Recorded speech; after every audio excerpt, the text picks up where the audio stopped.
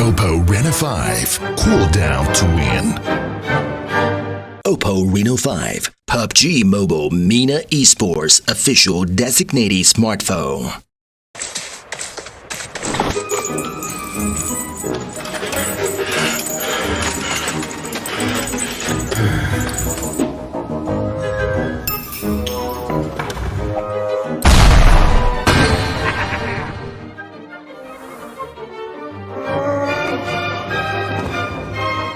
Oppo Reno 5, hold it to win.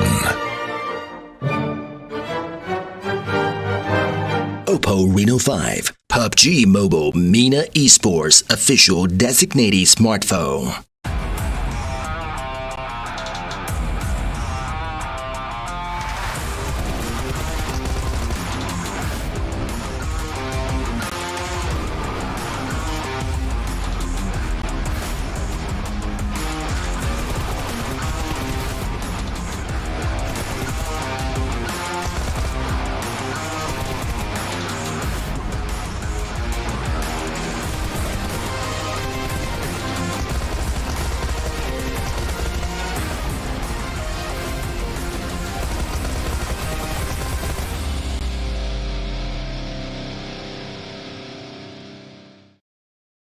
It is the final day of the group stage of play here for the PMCO Africa region full split.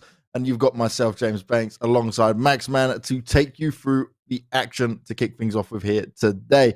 And my, oh my, Max, after yesterday, it's all up in the air. There's some teams that are praying other teams will fail massively just to get a few points extra and ensure they can stay within that top 15, not 16 to clarify as well, because our previous winners in Slime have already got themselves a spot in the final, so only the top 15. We've been saying 16 because we weren't told this information. We found out today, and now we're going to adjust what we were saying, Max, to make sure we know what's going to be going down. But this just makes it even tougher. We've been saying, oh, yeah, sit within that top 16. You're going to be good. One less spot makes a hell of a difference. Yeah, it's going to be kind of complicated, and you especially just talked about teams that are not going to be playing today, and I think that is the worst situation to be in if you're just making mental math like, okay, they got this many kills, are we still in the rankings? Oh, we'll have to look at the end of the stream. It is not really a strong spot to be in, so you're hoping to still remain in that top 15 at the end of the day, but if you are playing today, you know how many points you must get, so you can adapt your playstyle to try and hopefully reach that kind of threshold. Now, as always, we're going to show you the format, but you probably know it by now. But if you're not, if maybe it's your first time tuning in, right now, we are in the group stage. We had 32 teams going across 6 days of competition, and today is the final day. In every day, they have 4 matches to play, and what we see is 16 teams will be able to go off to the finals per region, but only 15 slots remain because there is already one team who won the previous spring split in Slime 4KT up there at the moment. When we get to the finals, which is next week, starting on Thursday, it'll be 4 games a day as always, and 4 play days for the teams to get it all. This is the point distribution though. Points equals prizes. Well, I guess points equals points. Yeah, no prizes. I think that would make quite a bit of sense. But of course, we're going to have that typical rule. There's going to be 15 points per win, which G3 Temper definitely know how that rule set currently goes in their favor. And if you are a team currently struggling, if you're on the bottom 16, I would say even bottom 17 right now, we should say, you need to try and get yourself 15 pointers. If you're very far behind, we'll have a little bit of a moment later where we're going to look at the teams playing today. You're going to need not a simple 10-pointer, 15-pointer, 20-pointer. You'll need to go out in games with like 30, 35 points if you want to have even just a chance to make in the top 15. So you need to push it really far and, of course, get as many kills as possible along the way. That is the goal for all of these teams. We're going to go to the prize pool. And I'm laughing here, Max, because I'm pretty sure I just heard on our producer's mic someone going, sheesh, the whole way through. That was not me. Well. Oh, yeah, I gathered it wasn't you. You weren't going to do that to me. You know, you weren't going to throw that out there. But what we will throw out there is a $30,000 prize pool that is on the line right now. First place netting themselves $4,000, but also that all-important EMEA championship spot that these teams want to be able to take on some of the best within the EMEA region and level up their skills. Yeah, it is one of the only ways for the African region to get experience with like the bigger scope of PUBG Mobile esports professional teams out there. I would love to have maybe not just an African PMPL in the future, even though it would be great in its own regard, but I'd like to have one where you could have maybe 3 or 4 teams from the African region make it to a PMPL. I think that will make it great and allow the region as a whole to improve. As of right now, it's not the case, but we'll see what 22 has available for us. But still, $30,000 for the African region in PUBG Mobile Esport is huge. And I just can't wait to see what it could be potentially next season, the season after that. And I'm just hoping to see it grow and grow every single time. Well, that's what we have been seeing with PUBG Mobile, right? The growth has been insane. Even just when you look at the Africa region here, we covered the first African region PMCO, which came in for the spring split. 32 teams that made it through, already seeing an increase in prize pool, but only 11 of those teams made it back around to this full split, showing there's a lot of competitive in terms of integrity in there and a lot of preparation being done by these teams in order to level up and to get themselves to where they want. But we will go and look at our schedule. It's the same every single day. It's the same as it's being played out here. It only changes in which groups get to have a go at it. And it is the final day, which means it's B and C's last chance here, Max. Wait, does Miramar? We have Miramar? I didn't know we had Miramar. No, impossible. I never cast it. Doesn't exist for you. Doesn't exist for you. Doesn't exist for me. I'm never on Miramar. But yeah, it's going to be Group B and Group C. Very easily two groups with a lot of very stacked teams, and I cannot wait to see which will be the ones to actually stand out. But of course, as you have 2 times more Erangels than any other map, if you're good on Erangel, by default, you're going to be popping off even more. So yeah, it goes to show really Erangel is the map that you should be trying to get the best at, but do not overlook maps like Sanhok and Miramar. We saw many teams, especially in the Western Europe PMPL, that if you're good on Sanhok, like Destiny, you can just be in the top 5 of your tournament. And I heard another sheesh in the background. Who's doing sheesh in the background right now? I'm going to have to do it in the cast at one point. Maybe it's DK at this point, I don't even know what's going on. I absolutely love it. Production just said whoever's saying sheesh in the background is about to be fired, so they've lost their job for screaming too much sheesh in there. But you got to get on with these Zoomers. Max, I'm surprised you're not into this whole sheesh thing, because I did one of these events, right? And then one of the kids showed me what it was, and I'm like, huh? What is the point in this? And I'm like, yeah, that. What's this bit about? What's this got to do with anything? I don't know, Matt. The thing is, that's cool about memes. It doesn't need to make sense, okay? Just do it, and it's fun, okay? That's how it goes. But I'll do it at one point. Normally, I was doing sheesh every 2 seconds before the show started, but I'm trying to be a professional. But clearly, we don't need to be professional today, so you're going to hear a few sheesh along the way. What is a relevant time for you to do sheesh during a PUBG mobile game? When someone gets a 1v4 clutch. Okay, so if Tippis pulls off some madness again, he's not playing today. Damn it, because he was the one clutching out rounds.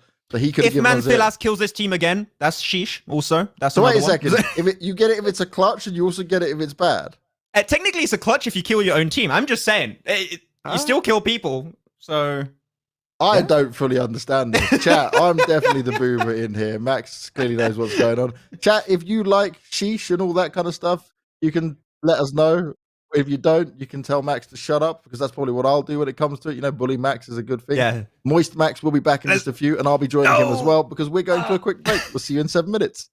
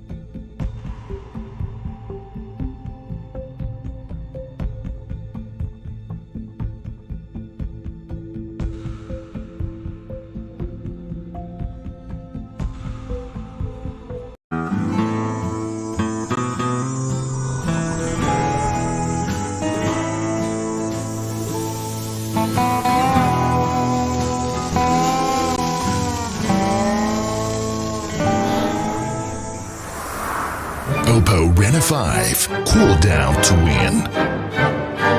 Oppo Reno 5, PUBG Mobile MENA Esports official designated smartphone.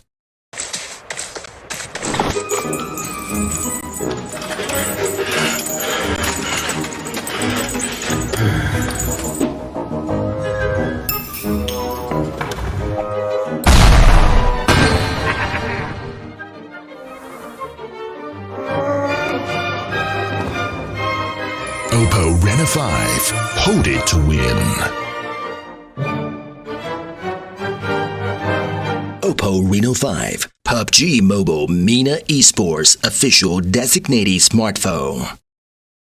We are back and gearing ourselves up for the first match of the day. As always, we're starting with Erangel, and it is a very important day, being the final day of group stages, where we will determine which team make it to the finals. But I'm going to remind you guys at home that Nimo TV is the official media partner of PUBG Mobile Pro League in 2021. So make sure to go and check them out as we will begin to fly on in. And as we fly on in, Max, you know what time it is. You know it's time to be born to win as we welcome everyone to the exciting match brought to you by Oppo. You guys can get your gamer mode on with the much-loved Reno 5 series of phones and dominate your PUBG Mobile lobbies as we start game one to see how this is all going to go down. Now, Max, when we looked, right, and we had a look at where teams were sat right now, there are some that are clearly out of it. They've played 12 games. They're not even close to being in there. But there's still a lot of teams who are really hoping that certain teams in this lobby have zero success and don't get anywhere in this one. But, you know, they're just going to be watching with keen eyes like, how many points now? Where are we at? What's going on? Who's here? Like, you're going to be doing some mad, quick maths wherever possible. And if it's me and you doing maths, it's not going to work out too well. So I hope theirs is slightly better than ours. I like how that's just become the standard. Every time they're talking about math, Max can't get that right. Oh, dude, anyways, I'm so bad at it as well. I know, right? I mean, it's not easy. People are like, always math is easy, but like, it's not easy. I don't know why people keep saying it's easy, but I can't do it. Everyone's going to be good on Google. Even when I was doing math exams, right? Yeah. I would go in the exam, I would have my calculator, and even for example, 3 times 5, I would check on my calculator just to be 100% sure, to not have an ounce of doubt in my mind. I was like, 3 times 5, 15, cool, got it, nailed it, great. That's it. That's why I have confidence issues also. But we'll see. Now we're going to be having these teams dropping on down. 2 teams currently going to be playing inside of Pachinki itself. You're going to have RH and another one right behind them. So a little bit of a hot drop happening right now, which is very surprising, knowing that we had before this 5 days of play. Hot drop should technically not be happening at this stage, but it seems like there are going to be a few teams on top of each another. As well, we'll be seeing who's going to be. There we go. We're going to be on top of it. RH going to have a pretty nice spread. Not going to be going too far away. And Team Somalia also going to be on the side. This is a team you were looking at from the very start, James, right? And potentially doing well. Currently standing in 19th place. This is a team that has a very high opportunity of making it in the top 15, but they need a good day today. Max, I'm sorry I have to do this to you now. We're on the last day. Somalia. Somalia is not correct. Maybe that's the French way of saying the country's name, but it's definitely Somalia.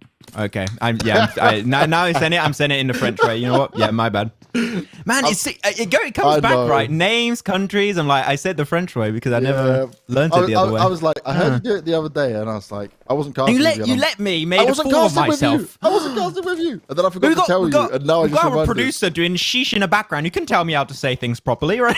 Okay, does this count as a sheesh moment when I corrected you and you failed? Is that I think that's a sheesh moment right there. Sheesh. Yeah, there you go. Thanks. Appreciate that. There you go. We got it in the first 3 minutes of gameplay coming in here. Somalia, though, are the team that need to be able to hold on to this position as much as possible. They got another team close to them. They don't want to be fighting very early on, but we've seen it time and time again, especially a team like RH. They do like to get aggressive up in here. Yeah, of course. If they have the opportunity to go for kills, they're going to go for it. Currently, they're standing in 12th position, which pretty much assures that they're going to make it into the finals. All they need to do is make sure they don't get 4 0-pointers back to back to back to back, and they'll be really comfortable going into that next stage. So they can still be really happy with how they perform. Though Gun, also another team very comfortable, looking as a potential contender to get that EMEA Championship spots in the finals. They could be looking to be one of the top teams, best teams over here in this region. They did so well last season, and we'll see if they can make it happen back-to-back as they are looking to close that gap versus Rays. They're maybe looking for a few early kills here. Here's Naya Poliana. But now with a lot of footsteps, Rays are going to be alert of a team pushing on their location. That's how they want to try and deal with this. It is going to be key. The amount of footsteps going on here. Look at Parkour. Pounds playing the parkour is exactly what I was thinking as well, Max. Styling on him from up above. Perk got to find himself straight away on the floor. Nothing he could do there. Won't even stand up any longer. We put down instantly, so the first kill will go the way of Gun. Gives him the numbers advantage in this one. Gives him a good position to fight from. And now they're just going to go on the hunt for the other Rays players who... Okay, right. Rays are down in 32 place. They've got in total 9 points. It is a learning curve for them. Remember, you can't just sit there and go, oh, okay, this team's terrible. They did qualify to get here in the first place. It's just what happens when you get to this level, that it's a big step up. And some teams, they have to have a few goes at it first before... We've seen it in other regions, right, Max? You can't instantly just jump in and be like, yeah, I'm going to dominate this. It's not the way it works. It's a big change up from playing maybe your regular cups and tournaments across the side and then coming to a PMCO where there's a lot much more on the line. Also, this is the second PMCO. This is the second official event in Africa when it comes to the official circuit, right? So you can't expect things to start too quickly for a lot of these teams, right? When you look at other regions such as Indonesia, you're looking at also China. These are regions that have had a competitive scene set in motion for years and years now. I would say about 3 years now, maybe a little bit more. So, of course, it's going to take time for these teams to try and catch up, maybe adapt to their own meta. And also, as you said it, they're a little bit more secluded compared to other regions. So we need to have these big one-month leagues to hopefully get a few African teams in the lot and get a little bit more experience. But that's fine. We'll see. Rays, of course, making it as the top 32 best teams of the region is still a big achievement in its own regard. So they can come back with their heads very high.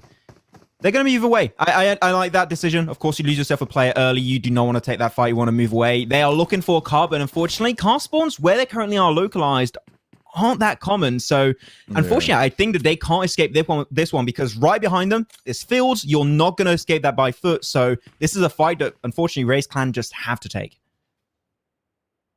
At least they're together, though, right? Yeah. There's something they can play with numbers. If a good nade can come off on top of them, maybe there's a chance with it. They've just got to be oh no. Did Pounds see him then? He saw Pounds. Not sure if he was looking directly at it, but Smoke will go down and provide Gun with some cover as they want to push on forward with this. They're committing quite a lot in terms of utility to it. I respect it. They don't want to risk anything and lose a player early on because obviously that will hurt their chances further on in this match.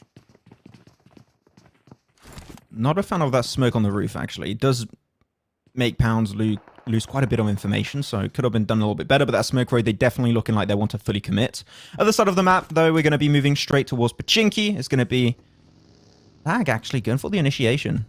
Hanad going to be a little bit split away from the rest of his team, so he's going to be secluded away. And now they're pushing as a three-man crew. Hanad, though, nice off angle by King Gaming. He gave himself one knock. That's big. If the entire team can join again, this could be huge for his side. Yeah, nice damage being done there. Berserk as well didn't seem to have meds because he was already low on health and hadn't healed back up. Now they're going to try and storm him. Somalia coming into this one. Good start. Two players now knocked for lag, but one then brought back up. One straight away dead up in it. Genji going in for the spray. They're low on health. He may be able to capitalize on this. It's going to come down to the timing. He knows where to look for him. Back and forth in terms of how this is panning out for these guys. Going to try and pull off the revive. They believe they've got an upper hand in this one. Lag having to back away. Ooh. Berserk, he's just being left on his own to die on out. I would just want to get the sad music coming out from Berserk. You can't see Fantasy right there. He's on the right. Oh, he didn't see him. Oh, dear. There you go. Confirm that kill. That's going to be Berserk sent straight back to the lobby. At least one player makes it out alive. But that's it. Unfortunately, Team Lag going for a push like that without taking time to scout, checking out every single building. They showed their back for a split second. That's two players instantly knocked down. Not going to be working out whatsoever. Though you've seen a kill feed. This is a big fight happening, and it does seem like Gun are come out on top versus Rays Clan. We'll have to see if we do move to that POV relatively soon in Yasnaya Poliana, but it does seem like Gun are already decimating the competition. And that is what they're going to want to do. Remember, they are in 8th place, most likely already fine to be qualifying, right? You're not going to have too much. Well, there's quite a lot of teams, even in the top 15 now, that do have the 12 games played. But anything they can do to jump up further forward is going to be vital, just in terms of getting their experience right, making sure they finish in a good position, something they can be proud of as a team. And also, you've got to remember, I can't ever stress this enough. Official games are always so much better than your scrims and practice games, right? It's much more in terms of the kind of, I guess I would say the intensity of the games, but also just how focused you have to be. You know, you can't let things slip. So using this as the best you can, making the most of it, even if you're far ahead, is key. And that's what I'm going to look at teams like G3 Temper, who we're looking at now. see if they can grab themselves maybe another chicken dinner or two today, because we know these guys can rack them up. That wouldn't be fun, though. That would be a huge sponge effect. They'll be just sucking up all those points, and then the teams are trying to fight, actually, for that top 15. That's not going to go too well. I mean, they don't care. If they can get rid of more competition, they're going to be happy about that one. Northern Shift, not going to be great, unfortunately, because that river is in place, so teams are going to have to take decisions based around that, and unfortunately, we'll have to do a 50-50 coin toss decision, and that's not the best to do when you leave it up to luck. Orgjet's going to be spotted away.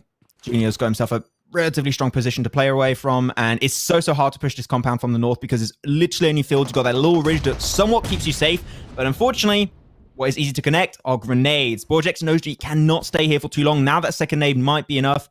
It's pretty close, at least because the distance looked pretty strong. Borjex, this is not somewhere you can stay for the long term. You need to think of a plan and get your team to try and get you the hell out of here. But now the plan's working with him using the dip, but it's more the problem if anyone wants to come and try save him and has the nades even get closer to him, this is less than ideal. But for a teammate to come and save him is going to be very hard because it's such an open area to even get to him. And the Drogons have good positions to fight from no matter what. But he's slowly sneaking away and hoping he might find some success of it. Depends how much the Drogons want to commit in terms of nades going out. They definitely don't want to push into him because, for example, here you've got Killer just sat behind, waiting to see if there's any plays he might be able to pop out, so it's too much of a risk. There's also the crate nearby. No one's maybe opting for it just yet, but could be something that changes things around here. It's a trap. It's always a trap. It is always a trap. It's very true. Don't go for it. The amount of times I died trying to get those is not worth it. I mean, to be honest, now it's not even worth it all that much because in PUBG Mobile recent updates, 2 weapons that used to drop in the crate that are very strong. You had first the DBS, which is maybe not the most meta weapon, but now you just find it naturally. Well, not naturally. It's not going to like grow on trees, but you find it naturally in buildings and compounds. Yeah. And M249s too. You can find them naturally inside compounds, inside buildings, inside shacks. Could be really fun. I just imagine a situation where you have 2 players drop in a shed in front of each another. One gets a handgun, like absolute trash loot, and the other one just gets a random M249. Well, yeah, you're a little bit out of your core that one. But yeah, M249 being everywhere, we really see it's become a relatively meta weapon, I would say. I love it. It's the 1v4 clutch weapon by default, right? And if you can pick it up, then you're good. And just the fact, if you can sit in a good position with that gun, and you can just lock it down, you know, you get a good vantage point. You have it's the pre-fire weapon, right? Yeah, mate. Yeah. You can just rattle off so many of those bullets, and you are an absolute nuisance to deal with.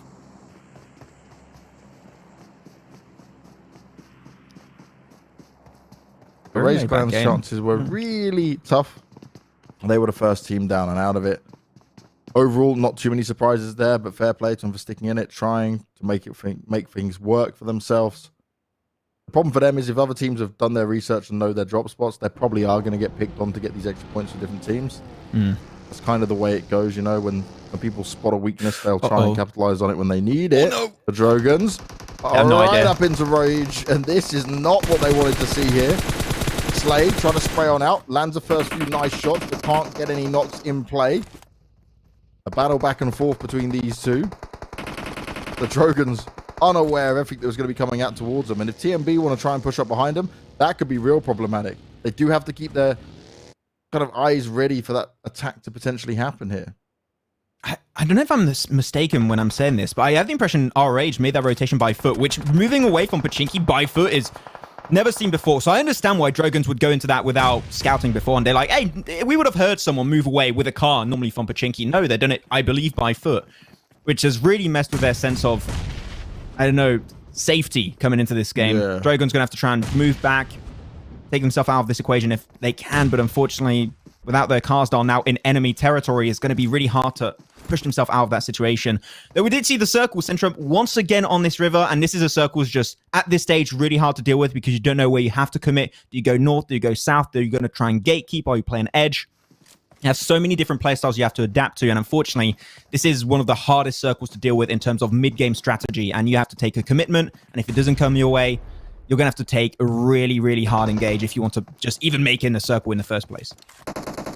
Oh no, TMB have found the Drogon's ghost in there. JR's fighting back. Will get himself a knock straight into a confirm, but the Drogon's pinned from both sides.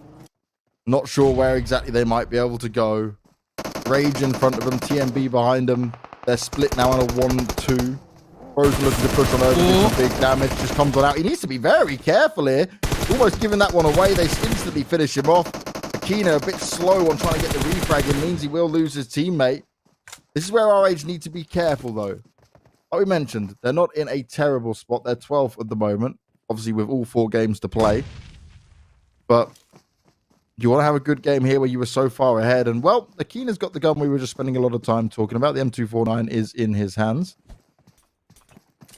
Ready to spray and pray beyond belief. As Dan wants to poke up. Does actually start off with the good tags. Can't quite net the frag.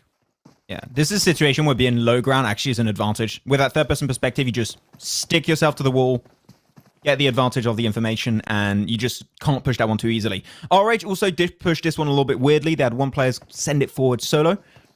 And Drogon's had time to heal up. So they're still up as a 4-man crew. Got 2 players in the compound, making sure that they're not going to try and peek over that ridge line. If they do, that's going to be their head blown right off. And RH understand, this is not a fight we're worth taking now. Not only do we not have the terrain advantage anymore, now we actually do have a man disadvantage. So we're just going to move out. It's not worth it. At least one player moves away. He's just going to go for an off angle here to try and shut down Dragons. That is actually relatively smart, but in the fields, there's not many strong positions to fight from. So I would say that is not worth it. I would just leave it. You're on edge of circle. This is not worth taking anymore. I'm a little bit confused. Have Dragons got all 4 up now? I thought 1 died. I thought 1 got finished off. It was a knock, yeah. Oh, just a knock. Okay, I thought it went for the instant finish off. My eyes deceived me. And this now gives the Dragons a better fighting chance of it. And RH, they want to play it safe by the looks of it and just duck out of this one. Oh, Slate. Oh, they're very low on health wants to come round. Dose needs to be cautious. Will get the knock, but instantly they start firing back. It's not going so well at all here for RH. Dragons are handling it. Patience paid off from the circle shift also did work out in their favor. Dan wants to come in and finish off the last. Spots him out. Easy to find, and he can get himself an M249 if he wants it. Super clean. That is how you do it for Dragons. And they're going to remain as a 4-man crew. 5 kills already to their name. Really, it was really strong because what they did, they had 2 players on the ridge line. And you talked about it. You had a knock, and normally that could have been confirmed into a kill. But you have those little slopes every single time. There's little plateaus that if you get a player knock there, you can easily res. And if you have players in the compound down below, which is what Dragons initially set up, you can get those reses done super, super easily. So there was no easy way for the other side to really make it away from Team RH. The only way would have been to rotate earlier, go for the wide rotate and avoid Dragons because you did not have terrain advantage and especially didn't have the man advantage, so it's not going to go in your favor. Though, phase 4 circle, that is where we're going to be sending our attention towards because this is going right on top of Ruins. Exusa's looking already good. Ultima's already looking pretty good too. I believe they have the castle position under control. But Ruins is not a very friendly type of terrain, James. I think we have to say that. It is not fun to play around. If you rotate late and teams are already set up, unless you go for a 4-man crash and you try and take that fight yourself, it is not going to work out. So teams need to start rotating now. The more you delay it, the harder it's going to become. Oh, no. Oh, no. Tried to go in for the finish off as well, but he'll find himself being jumped all over. G3 in a good position, up to their old tricks again, kitted out and ready to go. They'll pick up that 1 kill and not worry anymore. Spy? Yeah, he's got on a... He was out of there real quick. Everyone's just shooting at him, and he's like, I'll ignore it all. Nothing is happening. Clear mind. I will be fine. Got to go fast, man. Just got to go fast from time to time. G3 is still thinking of moving away from Sunken City. Unfortunately, finding himself a little bit stuck right now. There's a lot of teams around the other side of the river, so this rotation is not going to be easy by any stretch of the imagination. Team Somalia also in a similar position, but they have way easier access to get themselves into the next circle shift. It's going to be phase 5. Everyone's popping off right now. A few kills left, right, and center. There's still quite a bit of breathing space, quite a lot of free real estate for these teams to play around, but the next phase is where teams are going to start dying very quickly, very heavily. The strongest position you have, the better you're going to be, but even then, you're not assured to be in a strong spot late game.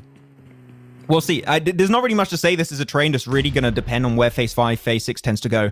As Team IQ, a little bit of a high ground spot, but gonna have that terrain potential advantage if they stay really stuck to that ridge line, but they're trying to stay catered into the smoke, which unfortunately, by doing that, you could get pushed on that ridge line really easily. Yeah, it's kind of a smoke that benefits both sides in there. As well, Spy, we watched him try run away. He couldn't get too far. He'll be down and out of it. And again, that's our team sat in 31st overall. a long way to go for these guys. Actually, looking at the Drogon's points and the fact they started off with, what, 5 kills now? Yeah. They are 25th at the moment with a total of 50 points going into this game. So it's not bad for them if they can have a couple of good games. Still doable to get yourselves in. Oh. Here we go. Exosia Circle. They got himself the compound. This is such a strong compound. It is so hard to push. It is a pretty big compound. So Exosia is going to potentially have to commit to a 2-2 split instead of what I'm seeing right now is a 1-3. You do not want an our team coming in from the west, which is exactly what's happening from Team IQ. Because if you know this terrain, there's a very good ridge line. There's a little bit of a dip you can fight from. Of course, it's very easy to get naded from that position. But if you stop the side of Exosia to get closer to your ridge and actually get those nades down, you can hold on to it really easily. So Team IQ are doing the perfect play to get himself in a strong spot and potentially contest that compound away from Exosia, or even don't even have to take the fight to them. They can just third-party teams going for the breach and pick up a few kills along the way. So Team IQ really doing the best rotation. As you can see in the kill feed, Capcan did get caught mid-rotation, so they're going to be down to a 2-man. Poor Jason. You follow me on Twitter, on Instagram actually. That's cool, Jason. Finally, after No, this Capcan. time. No, no, Okay. His brother. I got the 2 now. I'm like collecting the Caplans. I got Caplan. I got Capcan. I'm gonna get a shiny soon. It's gonna be cool. Waiting for it to happen. I'll look for another update in a few days, mate. See if we manage to make it. I'll do like Kalaris. He's pulling a bunch of Pokemon cards, but you know what? We'll see. Yeah, he's been Talking about pulling killing it. things off. These rotational coming through. Team Somalia are gonna struggle a decent bit as that's gonna be El Chapo going down first, and that's gonna be the full send it for Philly on Apex. And they're holding their own for now. This is nicely done. Needs to be careful of nades of all those vehicles around them. Molly goes on up. Won't quite connect with the players, but the Drogon's down looking to spray on through the smoke. Manages to get himself onto Kage, and that's going to be beautiful, but maybe overextended in trying to get that finish off. What's going on? They're just all fighting through the smokes. They're all trying to find bodies. Anything they see, they want to take a shot at. Shecky Boy thinks he's got the element of surprise on his side, but it doesn't work out for him. And JR, well, he's looking to do the cleanup duty on all these fallen bodies. It is such a chaotic mix of players and teams that I don't think anyone knows really where they are. Yeah. You're better off playing PUBG Mobile with a blindfold right now. Yeah. You have no clue what's going on with that. Just shoot. Just go, yep, cool, fine. That's the perfect moment to have an M249, by the way. I'm just saying, we're talking about that weapon a lot, but this would be perfect. 150 bullets in the clip, and you can make it work out. But G3 Timber now going for the 4-man push from the south. Grenades on the position. Team Somalia would be big, but now they're closing that gap. Now they're melee range, and once again, the smokes and the nades are going to go wide. Philly and Apex find themselves going down. They tried to crash up into that. They wanted to fight a bit, but didn't work out. The real madness has started to kick in on this Phase 5 circle. Push together. No. Ooh. Okay. He was hoping. Pre-fired. Nicely pre-fired, though. Good damage being done onto G3. Can't quite finish him off. Finally puts him on the floor. Blacko. Oh, nicely done. Spraying out forward with the Bison, but it won't work out. Oh, Junior. For him. The Drogons, they managed to take down a G3 Temper. That's now 10 kills, but Junior is all alone. And I'm just going to keep mentioning, I know we spoke about this gun a lot, but there is that M249 that was on his teammate's body. He could take that. Oh, this nade. Oh, this nade. I like that. Oh, they have no idea. Yes. Oh, brilliant. 2 more. 12 up now for the Drogons. That puts them on 62 points without placement points alone here, Max. Changing their fate potentially in this game. Chef's kiss. That was a great nade. That was visual ASMR if I've ever seen some.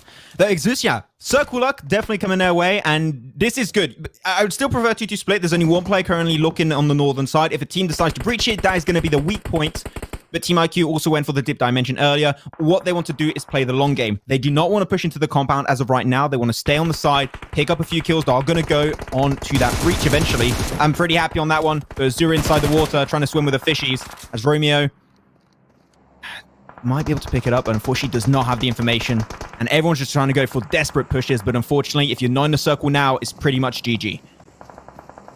Yeah, this is a long run in for some of these guys. But you can be spotted at any point. Art of killing, they want to make their way up. Manfilas needs to be careful at the same time. Smoke's going to be deployed, but you can't be tapped up by that blue either. Zane now with the M249 in his hand, able to find himself one. Unique of the next team to fall on down. But trust me, more teams going to be dropping anytime soon. Now, Art of Killing do need to be careful because they don't want to run in front of the gun player that's also still sitting back. He might be able to steal away a couple of kills. if they do not lock out and find him. And there you go. Plaza's going to have the information. And Vilas is still taking that blue damage. He stayed there for quite some time, Max. And Plaza's going to hear this all as well. If I'm Plaza, this is the time he's not going to shoot. Jump up. Yeah, he's just sneaking in. He does not want to take that fight because he knows, he heard the footsteps. He knows this is a two-man team. If he takes the shot, he might get one, getting a second, way harder task at hand. He got rid of the backpack. You know exactly what playstyle he's going for. He's going to snake it in and hope to not be detected. But be careful, you're showing your back to him. He's not shooting. He has no intention of fragging out. Trigger discipline is huge right now for Plaza. Yeah. I respect it. I would have shot at this point. Now he does. Finds himself one, straight on with a finish off. Skull goes down, but then the moment he's made some noise, the moment he stands up, he's going to be slapped back down. It's bound to happen eventually. Still a good attempt. It will be a one-on-one trade. He does get himself a point before going down, so that's a few more points going away with gun. Kept the 3-1. I love this spread, though, coming out from Young Thunder. That is such a good spread. You got all your players split around that coastline, going into the mainland terrain that's going to be very flat soon. The most information you can get is strong. And also because they've been finding that position for a long time, I believe they got still quite a few smokes to go for. And if they make a smoke road onto Exusia, that could be big. That could be the game-changing opportunity for them. But they need smokes, and I'm not 100% to have it, as Manfilas is just healing in the blue. And I think he just wants to deny points away. Hope for extra positioning points, but no teams has the intention to fully commit right now. The only thing that could happen is Blackjack Esports going down right now very early, as Zane is currently the only remaining player for the team. He does have the rocks for cover, though. It's whether he gets spotted out or if he makes some noise. We're going to start... Oh, Zelko. Yeah, I was wondering, is he just going to go for the pop shots through the smoke, see if he can make it connect? It would have been perfect. You can hear all the shots going on. The problem is, Exusia have had such a good spot for a long goal. Oh, there we go. Oh, careful, they're so low. Nearly gets it done. They're out in the open. They're standing there. Easy for him to shut down. Zelko straight in to finish him off. Good work from him. A little bit awkward at times. Nade's going to go out, and they want to put an end to it for sure. Yeah. They just gave him 2 kills on the silver platter. It's like, here you go, Zelko, for you. Present, early Christmas. And he takes it really quickly. Team IQ actually finally going for the big push we were talking about early on in this game. And Zelgod, I'm surprised Zelgod is so split away from his team. That's a really good nade. That is a perfect nade onto Zelgod. Oh, actually, wait. Didn't go in. Oh, I thought it went in for a second. Okay. Yeah, to me, it looked like it went in, but it looked like that explosion didn't end inside. So yeah, the idea bounced out. Yep. Yeah. Close, but not close enough. Having to defend in a 1v2, though, not good. I don't know if that was his smoke, but if that's the case, it would be strong for him to regroup with the rest of his team. In case he gets knocked, that will be huge. Oh. If he gets knocked, that's going to benefit Young Thunder so much. Yes. He must have heard the pin. He heard. He must have heard the pin. Oh, Zelgod, you stayed too long, my friend. You had smoke in front of you as well. Panda checking to make sure no one else is there. Runs on out, does the damage he needs to do, will pick himself up an additional kill. That's 5 now for IQ. Exactly what they wanted. And this has massively benefited Young Thunder, despite Exusia having the compound. Panda is still picking up knocks. Can they pick up some more kills? This might be the time to strike for Young Thunder. As Overdose, he's chilling. He's waiting. He's like, cool, I'll let these guys fight out. Let me grab a few more placement points while I can. Hey, he's chilling so much, he took his pants off, man. He's feeling real good. Gonna be weighing in the wings. Hoping to snatch away a 3rd place. 2nd place would be even better for him if possible. But what's been happening right now is they've been hurting the forces of Exusia. Now losing 1 player, that's going to make it even easier for Young Thunder to actually close that gap in the first place. And it seemed like they still have smokes. I've seen the smokes coming out. They want to close that gap, but you can't go for the walls. If you go for the walls, you're going to get naded so quickly. So you need to go for this building. You need to push on top of Exusia as quickly and efficiently as possible, as the circle is about to once again close up around these teams in phase 8. It's closing up right now, so now there's that extra time factor added to the fight. As Enzo, solo player for Team IQ, makes over to the other building, and now he's just going to stay there. He does not want to take that fight. He's pulling an overdose. Romeo might spot out overdose, might see that 1 pixel out of place, and get himself extra kill and also extra positioning point off the back of that. Oh, they're both so close as well. Just this waiting game. Enzo doesn't realize how much he is helping out Young Thunder right now. Yeah. But it is huge. He's keeping Exusia so busy. Superior has even stood up now. Going to have a little bit more of a poke around. Overdose still yet to be spotted. They've got no idea that he sits this close. Oh, Skaya now will spot out some of these players. He's aware that Young Thunder will want to make this push. They don't exactly have the numbers to fight it, but it's who's going to shoot who first. Oh, there you go. Superior goes down first. If Exusia had these 2 buildings to fight from, that would be an easy win versus Young Thunder. But unfortunately, as you said, gameplay spoiled by Team IQ. Trying to pre-fire with the Thompson above the above the terrain. But he gets hit back so hard, and he's got himself an AUG too. That is the perfect kind of weapon at this range. But these smokes, they're not making anything with it. It's surprising. Yeah, they haven't pushed on it just yet. Maybe the confidence isn't quite there. They want this win and they want to turn it around. Be huge for them if they can grab it. Young Thunder are sat at the moment in 16th place. They got 73 points. Should be fine to make it in, but this would almost solidify it if they can grab themselves a win here. Jumping around out in the open. Skaya starts off onto Superior. More shots coming through. Enzo's also joining the party. Young Thunder are the ones that are in a problematic situation. Skaya with them. Oh, great work at the end. It'll be 18 points for Young Thunder, but Exusia, they grab themselves the win and get a 22-point chicken dinner in there on Erangel. They had the compound. It was looking real good for them. And the fact they managed, because remember, when we came to that, when it was getting towards their compound, they had 1 kill at that point. So to even rack up 7 when really they were struggling to find vantage points to actually take the shots, that's not bad at all for these guys. This was literally episode 1 of Attack on Titan. They're in the middle of Warm Area, and they're just trying to hold off the Titans everywhere, and they're just picking up a few kills along the way. It was a strong defense, don't get me wrong. I think there's definitely some things that could have been done better. I especially talked of them going to a 2-2 split instead of a 3-1. If they did that, I think that pushback against Team IQ would have been way better. And if they had those 2 buildings, it would have been even easier. But they still get the win. I'm not going to argue. No, they get themselves the results, and that's all we can really say at the end of the day. Still a 22-point chicken dinner coming their way. 7 kills on top of that one, so they're going to feel absolutely fantastic about that one. But Young Thunder, as you said it right, they were starting off in 16th place. They needed himself a strong day. This 18-point game right here is pretty much solidifying and saying you're pretty much sure to make it in our finals, but they still need a little bit more to make sure that they're not going to budge away from that spot. Yeah, they just want to be very cautious because other teams can jump on up, certainly if they had good games, but they can feel confident for now. For the Drogons, also a good amount of points coming through for them, 13 here. 12 of them being kill points is huge in a game like this. From start to finish, they were getting aggressive, they were getting active, but obviously because of that, they were dwindling on numbers as we got to the latter stages of it all. And then we'll see it dwindle on down as we get a few 4s, 3s, 1-1s, and 0-0-0 there coming into play. Lag, Rage, and Tropa Maribondo.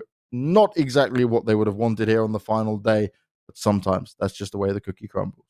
It's just especially good to see teams that are at the top maybe do not that well. I mean, not against them, but really it's good to see that teams that need to get points actually being the ones that showing up the most in our overall points of this game. Team Lag, Team RA is going to be on the lower side. G3 also going to have themselves 3 points. So overall, no big sponge happening this time around. So we're pretty happy. That gives a very clear shot for these teams at the bottom to make it up in that top 15. There's still quite a few teams. Morimbondo, they literally were in a position where I'm going to say they could not afford a singular bad game. I'm going to say this one pretty much ruined their chances of making it in our finals, unless they get back-to-back win like G3 Temper. But I have very low hopes from what I saw. Yeah, Max, you're living the dream with that one, I think, buddy. But you know, like we said, make the most of these games, practice as hard as they can with it all.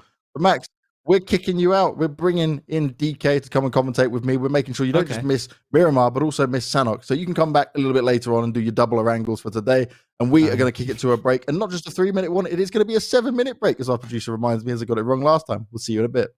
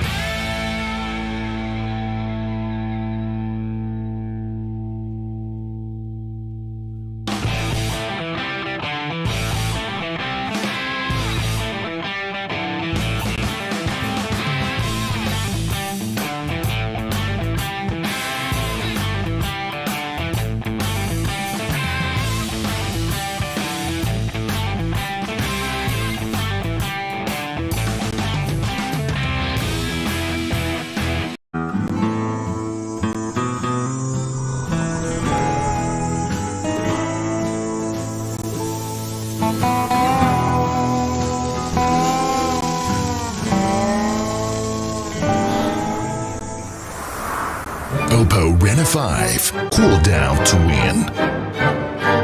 Oppo Reno 5, PUBG Mobile MENA Esports official designated smartphone.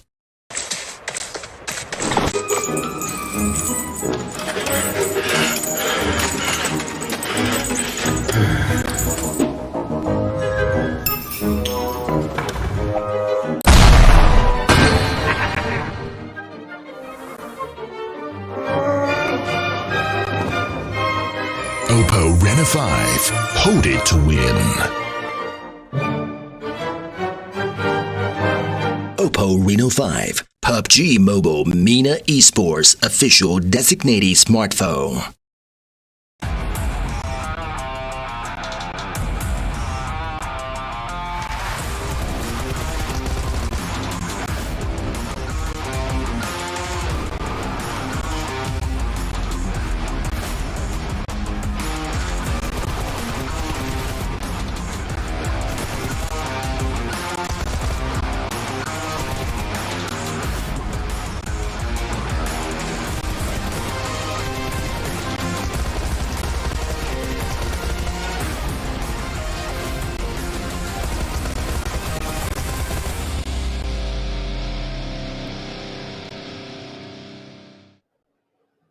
It is time for us to move into match 2 of our final day for the group stage of it all going down. And DK, you are back with us to rock it. And I got to start by saying that we did get to see quite an interesting game with a fair spread of points throughout this one.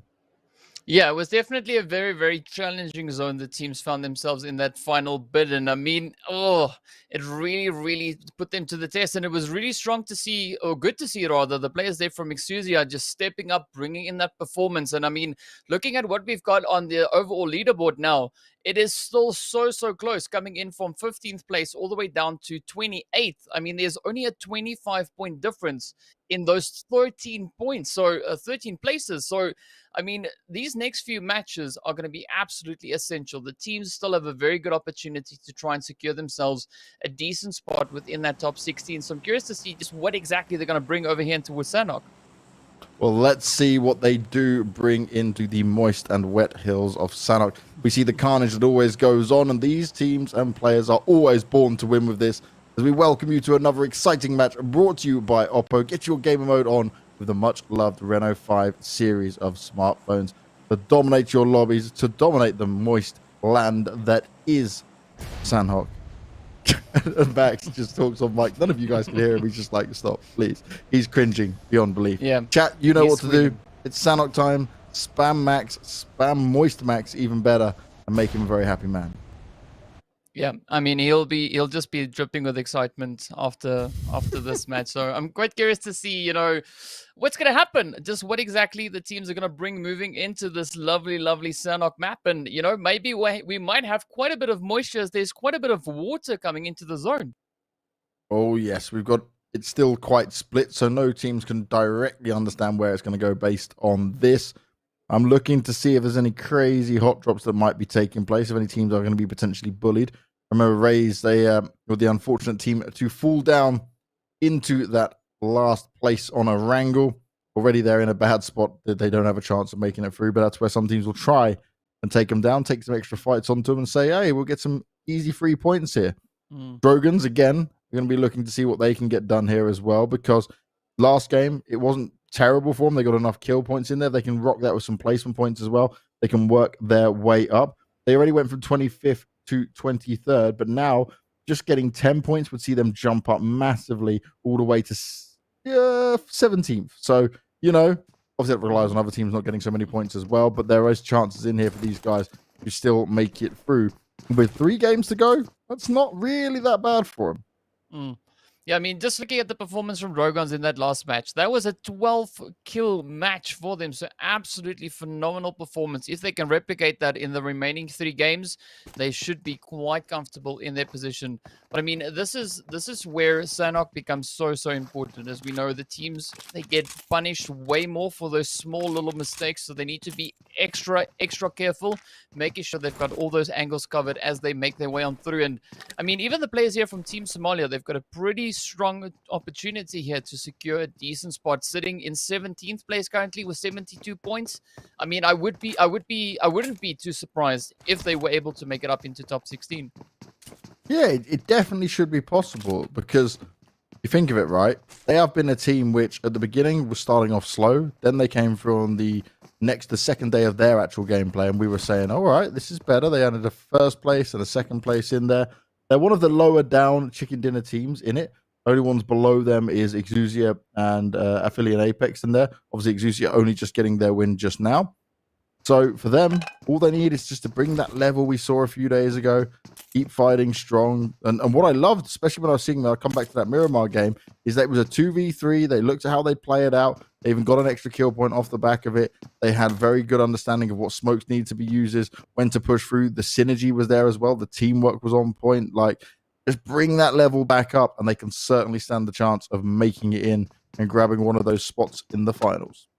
Yeah, and definitely that's what makes today so exciting, is not only do the teams from yesterday now get to see whether or not their efforts will be enough to see them moving through, but now this is the opportunity for the teams here from Group B and C to get right down to business, dial up that aggression, bring in those additional points. And I mean, 7 Sins, they're also in the running, trying to make that push, trying to get in, currently sitting in 26th place with 52 points. They have a great opportunity in these coming 3 matches. Rage right there up alongside them, sitting in 13th. I mean, all they need to do now is just look to defend this position.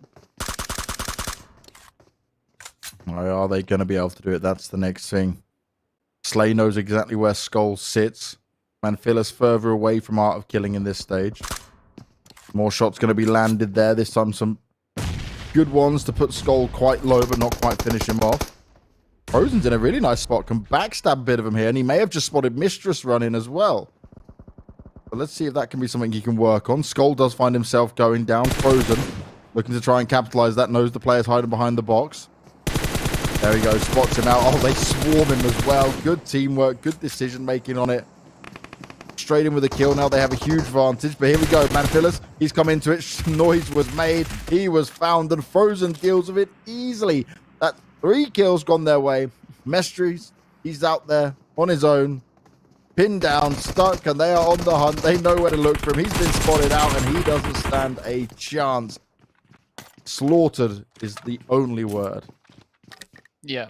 I mean, that was a really easy clap there for RH. They just stepped in, cleaned it up so swiftly, and a really strong performance from them. And now they are sitting smack dab center zone, completely uncontested. So curious to see, though, you know, just what exactly the teams are going to try and do with those rotations. Will we see that zone bringing in a little bit of a different shift? Is it going to, you know, throw a little bit of a spanner in the works potentially? And I mean, what are the other teams that we're looking at as well? Is the players there from Team Somalia we see just holding up on towards that ridge.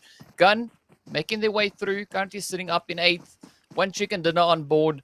But it could potentially be the day in which we see Gun bring in a few more of those chickens. Yes. Yeah, oh my god, imagine if they could. Them and G3, right? That's what you want to look at and see if some more chicken dinners can be added to it all. G3 obviously not being in a position in the previous game to have had much success. They found themselves getting taken out by the Drogons in the end as it got very clustered out towards ruins. Troper still fighting with just 3 players up in each lobby, struggling to field their full team for this. It is a shame to see, but they're not in a great spot anyway, but got to make the most of it. I respect them for still coming into the lobby and giving their best effort they can. And it is tough, right? When you're so far down and you're feeling pretty much bruised and battered over the last few days where you haven't found success, to keep coming back, to keep trying, it takes some serious perseverance. So hats off to them at least for that one. Yeah, I mean, mad respect. I mean, we've seen a few teams in other events also, you know, come in and when they know that they're not going to be making it, they just give up and don't participate. And that's what I really appreciate about the teams here is they all pitch up. They still bring in those efforts, regardless of what the odds might be against them. They pitch up, they still play. And I mean, that makes for some absolutely fantastic gameplay. Yeah. So again, much respect to them. But I'm curious to see, maybe they could, just bring in an absolutely stellar performance. That's always still a slight possibility. But we're going to have to wait and see what they're going to do. RH, meanwhile, still just holding on to the position over here in bootcamp. G3 starting to move in. And I'm curious to see whether or not G3 is going to look to get a little bit aggressive. We know in one of the previous days, they brought in those absolutely insane wins. 3 wins in a single day. I don't know if they're going to try and potentially attempt that once again. Don't really see the need of that. But man, the possibility is definitely there. Overdose, meanwhile, is going to be finding the shots in towards Drogons. And he's now completely isolated. Drogons also, they've just been really stepping up their gameplay. This is not what the Drogons would have wanted, because the problem with that is you had one player further forward, fine. Not going to have a problem with Dan going down and being eliminated. But why are the rest of the team still together and so spread out? You can have a scout, but if you've got the idea you're going to breach into a compound and find a player there, you need to go together. You need to make sure you can hold on to your ground, because that is something that can affect them when they do want these extra points to make sure they can qualify for the finals. Yeah, I mean, and that's so important. You need to play this game. Today's matches needs to be some of the best games they've played if they are looking to get into those qualifiers. I mean, Dragons, they definitely have that potential to make it in. They've shown the ability. They have the required number of points on board, so there is definitely that opportunity for them to try and secure that position in the top 16. But it's all going to boil down to how they handle themselves and whether or not they're going to let the pressure get to them.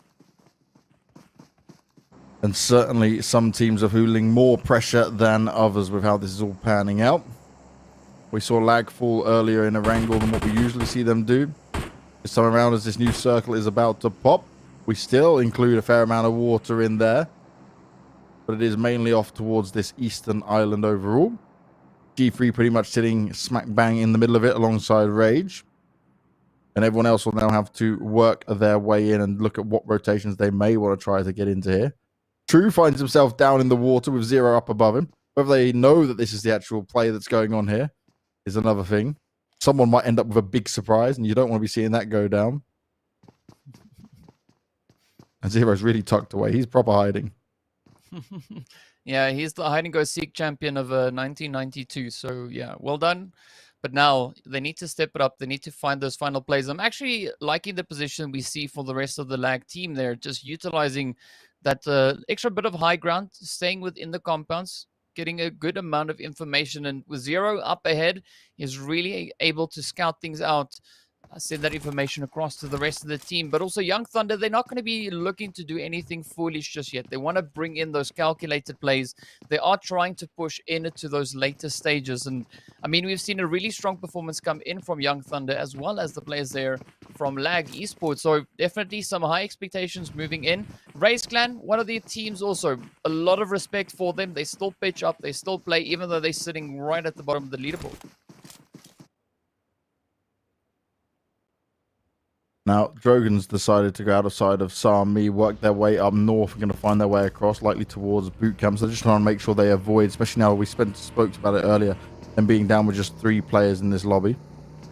They want to make sure that they have the best chance possible. You probably see them take some more detoured style rotations in order to keep themselves in a good spot. Definitely make sure they're scouting effectively every step of the way. As Enzo, well, Capcom's on the floor. Enzo seemed to be potentially, didn't go quite far enough. He will stay up. Spy now needs to be careful as a nade coming back out towards him. They're playing a bit of bowling. Nade right behind him, and look at the teamwork that was there. The rest of IQ took the shots at him. The nade comes through in a good timing, puts him on the floor. And Enzo's not even going to risk going out too far in the open to finish him off. Just another nade going out towards Spy. And he will back away to try and avoid it, but he can easily be tapped down and taken out of this one. Yeah, and it's going to be a tricky play there for Borgex as well as Killer to try and make something of this, as we can see. Oh, Borgex no, Raze also averted? now. Oh, yeah, up comes Race Clan. Looking to push in. Oh, they don't spot him at first, but finally the shots come straight through. Now it's up to Killer to try and hold on. I mean, Ammo putting some fantastic hits in there, but Race Clan also still make a little bit of a push. And now it's a fight to see who's going to be the team sitting there and who'll be able to bring in those points. And I mean, so far, still 15 teams remain. I wonder who's going to be the next one to get sent back into the lobby. That was really solid there from Raze. They heard some shots. They heard some grenades going off. They wanted to push on it. He had an M249 as well that they could have picked up. And they got the drop on him as he was very focused on maybe what IQ was doing more so than what might be coming behind him. And that's why even if you are the player at the back, you need to be looking around. You need to be discovering what's going on around you to make sure that doesn't happen. All right, where do we go for this one? All right, cool. Over towards Paradise Resort, potentially. Depending how it will all go down. Bootcamp is still slightly included in that one. Drogons have yet to push on over. They're holding back for now. Still 3 players alive. Keeping an eye on that one because they have been trying to get more aggressive and rack up a good amount of points. But for now, they've had to change their tactics, especially with how it started off from here on Sanhok.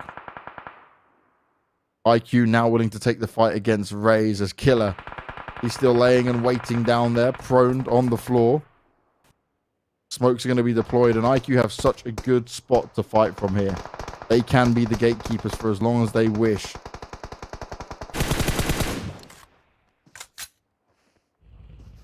Really, really strong hold that they've got there. And I mean, now it's up to Killer. I mean, he's got to try and make that final play. Fortunately for him, the players from Raze, they are slightly distracted by those shots coming in there from the side of IQ. And it's going to be a pretty tough play for him, whichever way this goes. He could maybe just be the one to find some sneaky shots coming in. And as we move into a more centralized portion in the zone, Unique looking to be in a pretty strong compound. We do have the players here from G3 looking to contest them for this position.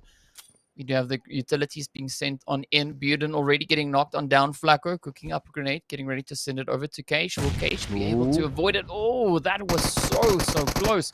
Finds a little bit of damage. Comes through with the spray. Gets the knock. Looking for that confirm. Unique now just hugging the edge. We do have Exist hiding up on the roof, and Azuri just holding on within the compound. But it's going to be a pretty tough play there actually for G3. We do see Gun also not too far away in the distance, so they've got to be so careful with how they approach this engagement. Meanwhile, Unique, they're just going to try and stay as hidden as they possibly can. Sorry, also just trying to inch his own way back into a potential res. Yeah, if he can be res, that's going to be huge as G3. They don't want to push too far yet. Nades going on up, no one else going on down just yet. Exist position is giving him a hell of a lot of information to pass over to his teammates. He pops out at the right time, strikes the first one, tries to go in for the finish off as well, but it's not coming through. Tropa, Maribonda have been taken out of this game as well. 15th place for them, not what they would have wanted, but they are again one of the teams that are further down throughout all of this. G3 still trying to do some big damage out here. Gunner on the floor, can be revived, is close to the rest of his teammates. And it's still Unique, but are heavily on the back foot here. Haven't found any kills, did find that one knock, and that's all they could look forward to. Flacco wants to continue to move around here and see what he can get done.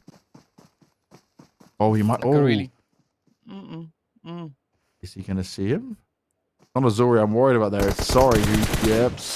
Oh, shots exchanged. Look how close that was. Azuri might be able to at least get a knock, potentially a kill here, if he can fight off onto Flacco. He's just holding on. He's going to be overwhelmed. He's going to be quickly runned and gunned down as G3, they get themselves 4 swift kills. And that was a really strong push coming in from G3, just utilizing everything they had at their disposal, moving in, cleaning it up. Yet again, a very swift cleanup coming in. But now, as we look onto the map, this is where the teams need to try and get those positions pulled off. I mean, Gun, G3 already looking pretty golden on that western front. Blackjack now just pushing in from the south. But on these outlying regions, the side of Team Somalia, Young Thunder, the Drogons, and Exusia, they still have quite a bit of distance to go. So it is going to be a very challenging play for them. Even the side of RH, now getting that disengage ready, looking to push further back up into zone. I'm hoping that they scout that out before just rushing blindly into zone.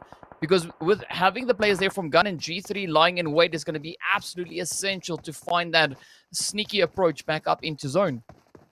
Yeah, I'm glad you touched on the Drogons because they've been spending their whole time since they lost that one player being a lot more defensive, not as aggressive, holding back, playing off the edge of the circle. They've completely changed their gameplay here in order to try and get these extra points, because they know what it means to try and get to this finals. Now, Raze Clan Ammo all alone. And I respect him for still going out there and taking a few shots, but it's like, at any point, you can bite off more than you can chew. Maybe you want to be looking more at the third party and sneaking on through. But he believes he can get something done here, as at least for now, Philly and Apex, they are looking out for him. And Ammo will change it up, will move elsewhere. And at this stage, he doesn't want to take too much blue damage. He's got a few bandages to play with here. 2 kills, it's not the end of the world. It's not terrible. But it's never going to be enough for what Rays need here. I think what Max said is right. They need 3 chicken dinners and some incredible games to even stand the chance. But it's not looking likely at all. As G3 still looking to do more damage, still fighting. This time they found some of the Blackjack Esports players. MG throwing down the smoke, making sure there is cover for his teammate. Oh no, but he's getting tagged up through the smoke as well. Big damage being done there. G3 are just firing off against everyone, mate. They just want to just take this whole lobby on. Oh, man. They want to close it off in style. They want to be the team to sit at the top at the end of the day. And, man, they're bringing in those plays. They're bringing in those performances. Excuse me, and also just trying to find their own way in. Meanwhile, Gun just holding on to that slight southern position. But G3 just absolutely on fire, just ripping it up everywhere they can. Even the players here from Team Somalia having a pretty tough time finding a secure rotation into that zone. Crow also getting eliminated. Oh, man, it is looking pretty tough, but the shots find their way on through, and it's going to be an absolute bloodbath up into this final few phases. G3 just single-handedly killed off that whole western push that was coming through. Drogan's JRs found himself dropped on the floor. The blue damage was too much. They were too slow on the rotation. They were trying to stay as long as possible. Maybe not having all the meds he needed either. They've still got Ghost out in the blue, though, so maybe they stacked him with all the meds and they went for a long healing strat, hoping that all these teams will be fighting off against each other real soon. Parler here, 6 kills up for his team. He's secured 2 of them. How much more he can get done is another question when it comes to this. The south and the east is going to be very difficult, though. Look at the map right now. Oh, come on. It's going to be a tough fight. Team Somalia just hugging out in the blue. It is up to Kingerman to try and pull off these heal strats. As we've seen it be applied so many times over in towards Sanhok, but it is a little bit too early for that. So Kingerman is going to try and make his way all the way back up into zone. But look up ahead, we have got G3 and Gun side by side. So close proximity to each other. It's going to be an absolutely brutal fight. Kingerman still going to try and find his way in, but up comes an easy spray as Plaza finds the opportunity there and sends it right on through. Long distance shots coming on through. G3, though, they're up to their old tricks again. They're just fighting from start to finish. Anything they can see here, they believe they're the best team in this lobby right now, and that's the mentality you need to come through with. And right now, they are proving it. Raze Clan have fallen as well. Ghost from the Drogons is still in the blue. He's still healing it out. And he secured himself a few more placement points along the way. How long can he keep it going? How stacked up is he on all the meds out there? It's going to be absolutely important for that play to try and work its way on in. But meanwhile, up in zone, we've got G3 with a decent spot. We've got Gun just barely on the edge of the zone. Blackjack still trying to inch their way forward as we see MG getting knocked down. Vile quickly going in for that res. But Lag still in it. They're making a bit of a rush coming in from the north, trying to blaze their way in if need be. But Fantasy is now starting to take a little bit of damage as the players there from the Feed and Apex are applying that pressure, looking to retain control of this northern ridge line. And will they be able to get it done, though? I mean, it is so close. 7 teams remain and only 20 players still alive. I'm just going to point out, Drogon's Ghost is still one of them, so as more teams fall, the Drogons benefit from the placement points they're trying to grab. Reverb looking to do as much damage as possible while avoiding that blue. Plenty of shots going on now as Lag still got a couple of players up in it as well. But G3, potentially the scariest team in the lobby, controlling this northern side, fighting off against everyone. Gun also trying to do their best coming in from the south side. This is a pincer between the two teams, trying to use every bit they can to their advantage to take on these extra shots. Zero now in the blue, going to take some extra damage. Blackjack Esports have been eliminated. Ghost is still there. You can see him in the distance. Heel stratting his way to success on the moist hills of Sanhok, and we know that is a strat that is hella viable overall. Now the real deal is can he get a third place? And yes, the 0 goes down. Lag are eliminated. And Ghost, if he can just hang on while G3 and Gun fight off against each other in a true 4v4, look at him go. Ghost is like, da, da, da, da, da, da. Get a little run on, mate. He might even, no, yeah, he's going to make it. Oh, he's made it in. He's actually made it in. So he can let these guys fight all day long and just steal away a second place potentially. As long as no one looks back and has a look for him, he'll be fine. And he's behind G3. Maybe if he wants to, he third parties just sprays a couple of them down as well. Nades are going out galore. Chaos is starting to really happen. He does eventually die out to the play zone, so he will just be taking a third place. I was hoping Ghost might be able to pull off something real cheeky and cheesy. But for now, Gun, they seem to be in a good position, at least crawling on forward, snaking their way up. The nades are going up. G3 with 2 players knocked is less than ideal for these guys. Gun looking strong even though they don't have all the kills. It looks like a clash of the Titans coming into this final zone. Gun and Nerf now also getting knocked right on down at the hand there of Gunner, but Buden actually holding a beautiful off angle, but gets spotted out as Plaza just applies that pressure. Gun now looking to bring this one in. Will they be able to clutch it out? We only have Gunner left up ahead. Will he make it the shots? Finding the way through 6, also in the mix. Just trying to hold on. Beautiful retaliation. Amazing turnaround coming in from G3. It is now essentially Short Boy Slim up against 6 God. Oh, so close. Careful. Can he get the... Oh, nicely done. Right at the end, it may have been 10 kills for G3 Temper, but they will not be able to get another chicken dinner on the board. Max said about them trying to get 3 in one go would be huge like they did before, but this time around, it won't be possible. Still, a second place, a lot of points, they jump right on up, but the win will be going to Gun, and they can be very happy with that, DK. Yeah, that was just absolutely on fire. And I think the real turning point for that was once those 2 players of G3 got knocked on down, that was the opportunity then for Gun to get up, get aggressive, move in, close it out, and bring in that winner chicken dinner. Absolutely amazing play. And of course, both teams finishing strong on 10 kills apiece. Yeah, 10 kills apiece, only the placement points separating them there at the end. G3 with a much more aggressive team early on, but then Gun, once they came into it from the south, they were willing to fight everyone that was going on. And the Drogans, another 12-point game. This time it's the opposite flip. Last time it was 11 kills, or was it? No, it was 12 kills and 1 placement for 13. Now they've got 10 placement points and 2 kills for 12. They knew how to get it done. They're going to jump up further into it and secure their spot in a nicer way for sure. Lag getting 11 was always good to see. Blackjack Esports up there as well. For our Rage, not a bad game either. But then when we go on to the second sheet and the second side, the other 8 teams, well, they won't be having as many points to play with. Yeah, and that is the unfortunate part of how the point structure is distributed. But now moving into this page, this is where, I mean, it's a little bit of that worrying situation. This is not ideally the spot you want to be in. And as we can see, all the way from Exusia down to Tropa, that is, you know, those big fat bubbles, as Max would say. So, yeah, I mean, last day, it's a little bit worrying, but of course, they still have 2 more matches to go to try and improve those points and get all the way into that top 16. Yeah, all hope is not lost just yet, DK. But for some teams, it certainly is. We will, when I'm sure when we get back, we'll have a look at the overall rankings as well, because that is going to make things a lot more interesting on where these teams are sat, right? That's what all this anticipation and hype is going to be about. We're moving on to Miramar next for the 3rd game of the day. And that is where we get to see if some of these other teams can step it up, because Miramar does offer quite a different style of play overall when it comes to it. But we're going to kick it to a break. And when you come back, it'll be Miramar time. And we will be over halfway done with the final day of groups.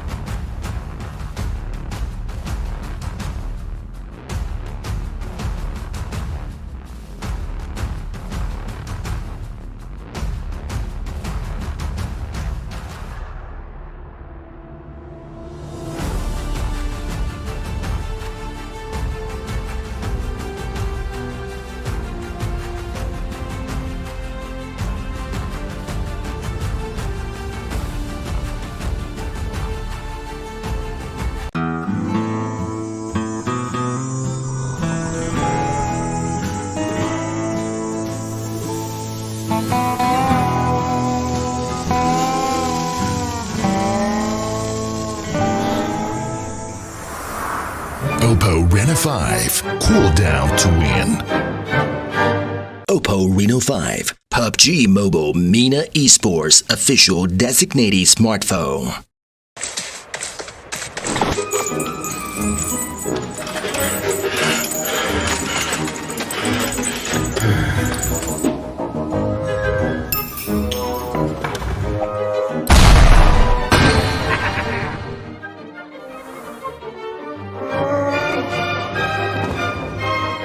Oppo Rena 5. Hold it to win. Oppo Reno 5, PUBG Mobile MENA Esports official designated smartphone.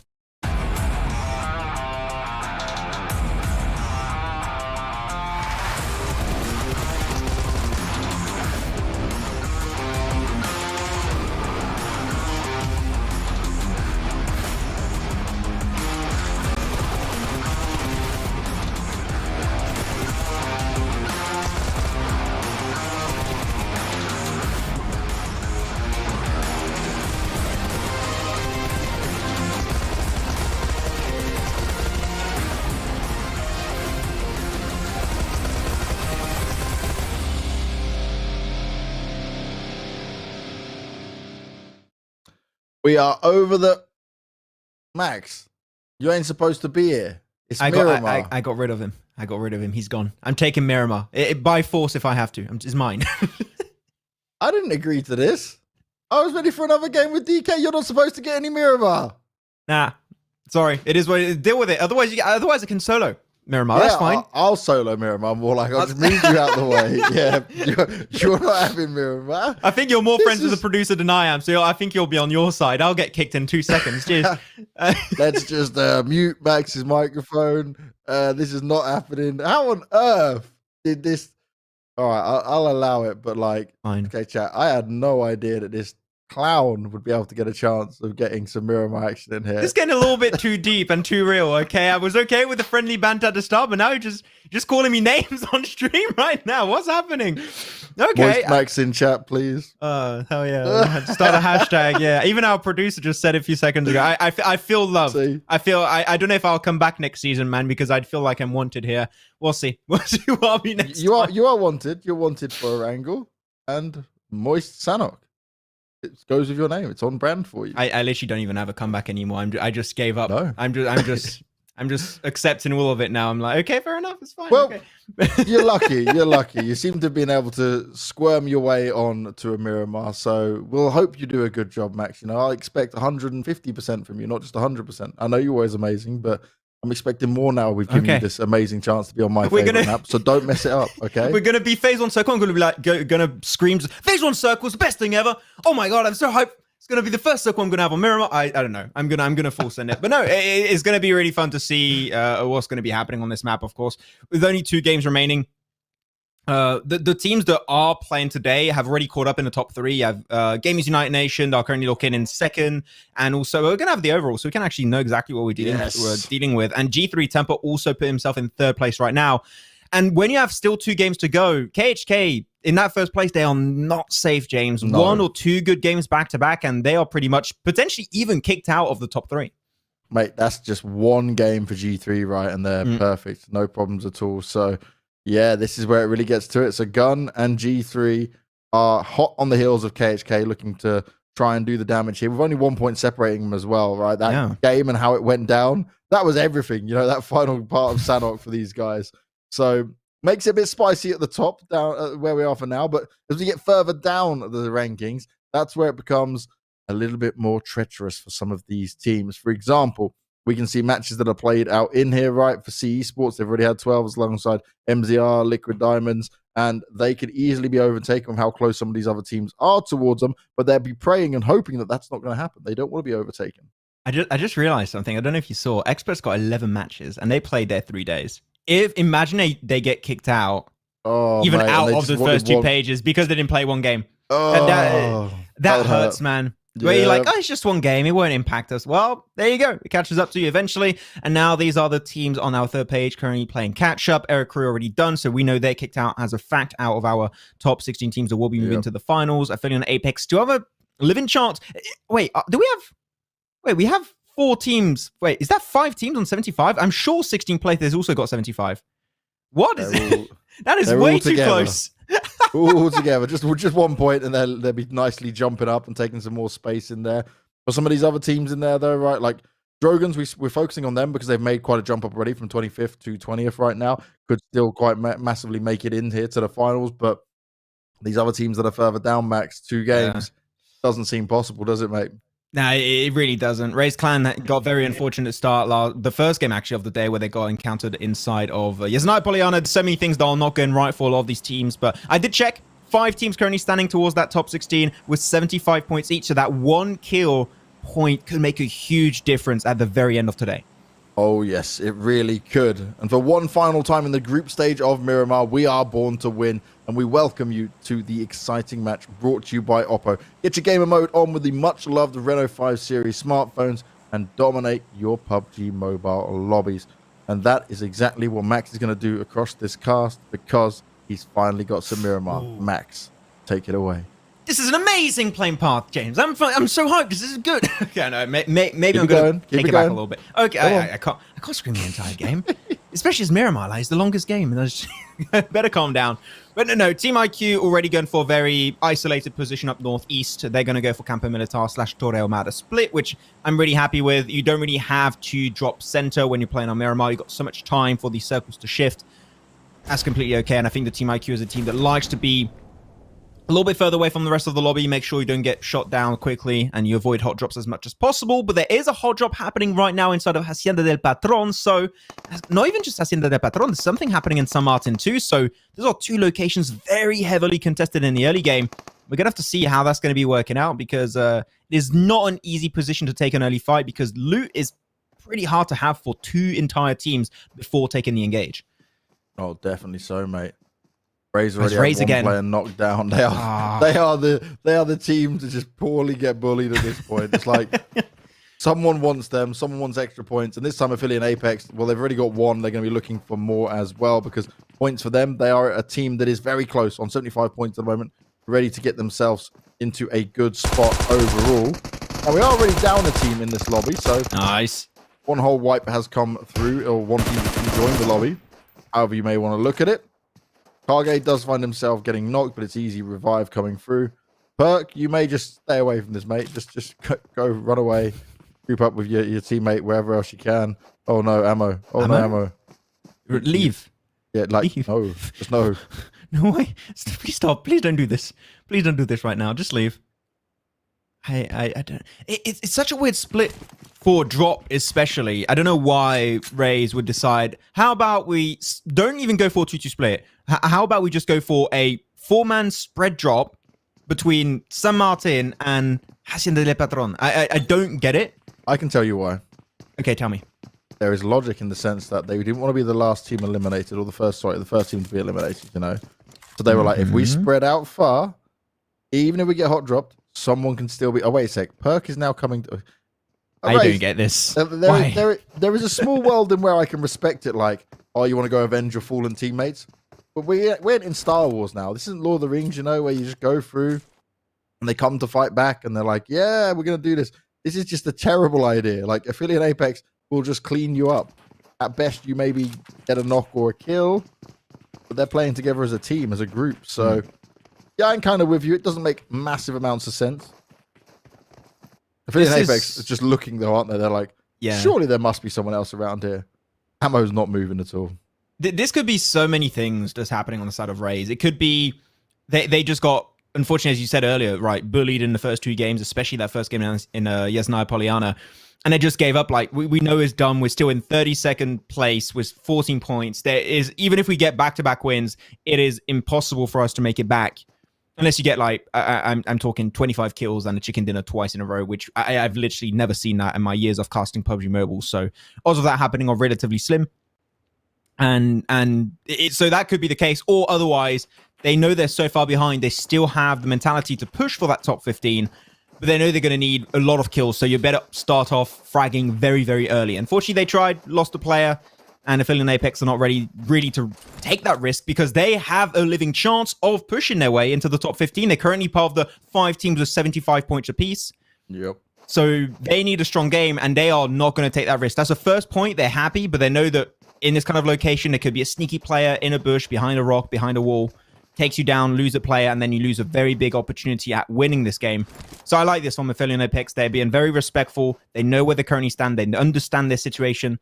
So they're just not going to ruin it for literally no reason. So I think that's a good shot from Aphelion Apex. I think it's very smart play from them. Is it Yeah, it's TMB that didn't join the lobby, right? Let me check. Yeah, it looks Is like it? it, mate. Oh, they completely gave up. Okay. Okay, my issue with that, and obviously I don't know the reason they gave up. Maybe they had some technical issues and stuff, so I'm not going to ream them out or anything. But like, my problem where a team drops out and doesn't decide, like we were just praising teams for just playing their games, even though they're not doing well and they can't qualify. When you literally just leave it, you're obviously taking away other kill points that could be going to other teams who desperately need it and could have a chance to come in. So like for me, that's a bit of like a sad state of affairs to be in, because we didn't have this yesterday. The other teams that were grabbing as many points as they could, they just had to fight without knowing. Some of these other teams will be desperate for even just 1 or 2 points, which could be you guys going down. So not the biggest fan of that. I'm not going to harp on about it too much, but if you did just leave for no reason, then shame on you. That was bad, man. Team lag. Gonna have to take that fight. Already got himself an M249. That's big, but unfortunately, not able to fight versus the UMP of Flacco. The G3 gonna be going farm wide. Nice spread, though, from 2 other players of lag. Might be able to get himself a few sneaky shots here and there, but I don't really think it's going to go the entire way. Oh, no. That was a weird fight in a weird position. Like, it doesn't, especially this early, it's surprising that teams got caught out mid-rotation like that. It's very unfortunate also, I would say, but they're committing. They're going for it. Oh. I shot to Genji, actually. But yeah, Already they're sending it. kills. They saw him. Oh, they saw him. Run away, mate. You do not want to take that fight versus G3. Yeah, I don't fancy his chances in that at all. G3 again, they're looking to take as many points from this lobby as possible and try and get that first place. Probably felt like they should have had that chicken dinner on the previous game, but it was Gun that beat them to it. And that meant that they are now very close to each other. I love this. Literally 1 point. Yeah. It's just 1 point in between. Yeah, 1 point. So huge in terms of getting that win and how it changed things around here. To be running on foot as well is like the worst thing on Miramar.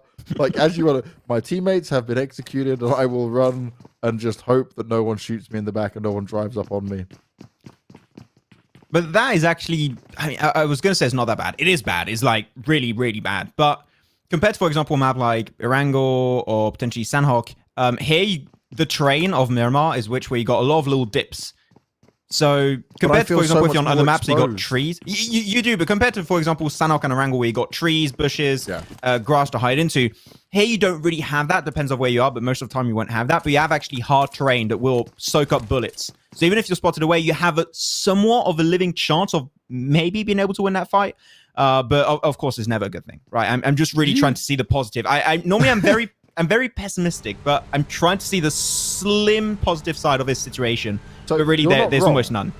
You're not actually wrong, right? But what I say is, like, when it comes to Erangel, I feel most confident. When it comes to Sanhok, I know it's going to get a bit crazy, but there's a lot of spots I can get cover in. When I'm in Miramar, there's multiple times where if I don't have a vehicle and I'm just running around, I feel like I'm exposed even with a dip, because like someone could have a high ground, right? Or they're on top of a mountain. Yeah, and I'm just like, I feel more tense running around on Miramar. It's probably why I like Miramar so much. I feel like I'm definitely in the real game. Like I'm there ready to be shot at any point. Like, for example, now, right? Yeah. We're looking at Romeo. He's just driving around, but like there could just be someone on the hilltop and they just start spamming down on him. It's just so open for me. It just kills me, man. I feel you. I don't play too much Miramar though. I'm not gonna lie. I am so mostly why in the did you Erangel want to game. commentate this? Okay, this is another reason we took it from you. Here we no. go. Here we go. You've just signed your own. Why did I say For the that? finals, no Miramar for Max at all. No, but I don't play it too much because I'm not too much of a sniper guy. I like going in melee, but I do really enjoy watching Miramar, and I think one of my favorite aspects of the game in competitive is rotations and macro, and this is why I really like covering this map. That's why I was very sad he took it away from me with you and DK for so long, but I got it now, so I'm happy. Circle shifts going to be going towards what Imperium calls it, the pimple of Miramar, which I find to be a horrible name. It's a bit weird. Yeah, that's worse. Yeah. It's worse than the moist moments. Why would you call it a pimple? I said I don't know. That's Imperium. That's an Imperium thing. We do not question what Imperium says. That is the very famous rule in PUBG Mobile casting. Is Imperium says something, you say yes sir, and you move along. I'm definitely questioning that next time. My husband is I am going to too, have but I to learn couldn't a say it. lesson. He is going to have a talking to, and he will obey what his wife says. I for a second I was like, wears the is he married? But I was like, oh yeah, it's true. Did you forget about our Max? You're really not helping yourself here, are you? It's like you just want me to continue the onslaught against you. Maybe I like it. Right, that's weird. There we go. That was There we go. It's all coming out now, Max. We got to the final day, and you actually just enjoy it. And Zane, well, he doesn't enjoy where he just parked his car on top of the rock. It will provide him some cover, and it did block some of the bullets for him. But Akina trying to run round. Zane managing to get it done.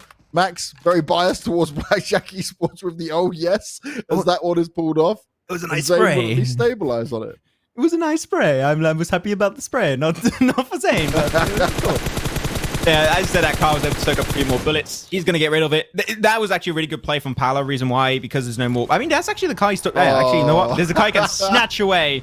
I was like, that is very smart. He can't move away anymore, and he's going to die. But the car being there does allow him to move away, potentially. But Unique's got a really good ridgeline and a good spread. Blackjack Esport can't push this.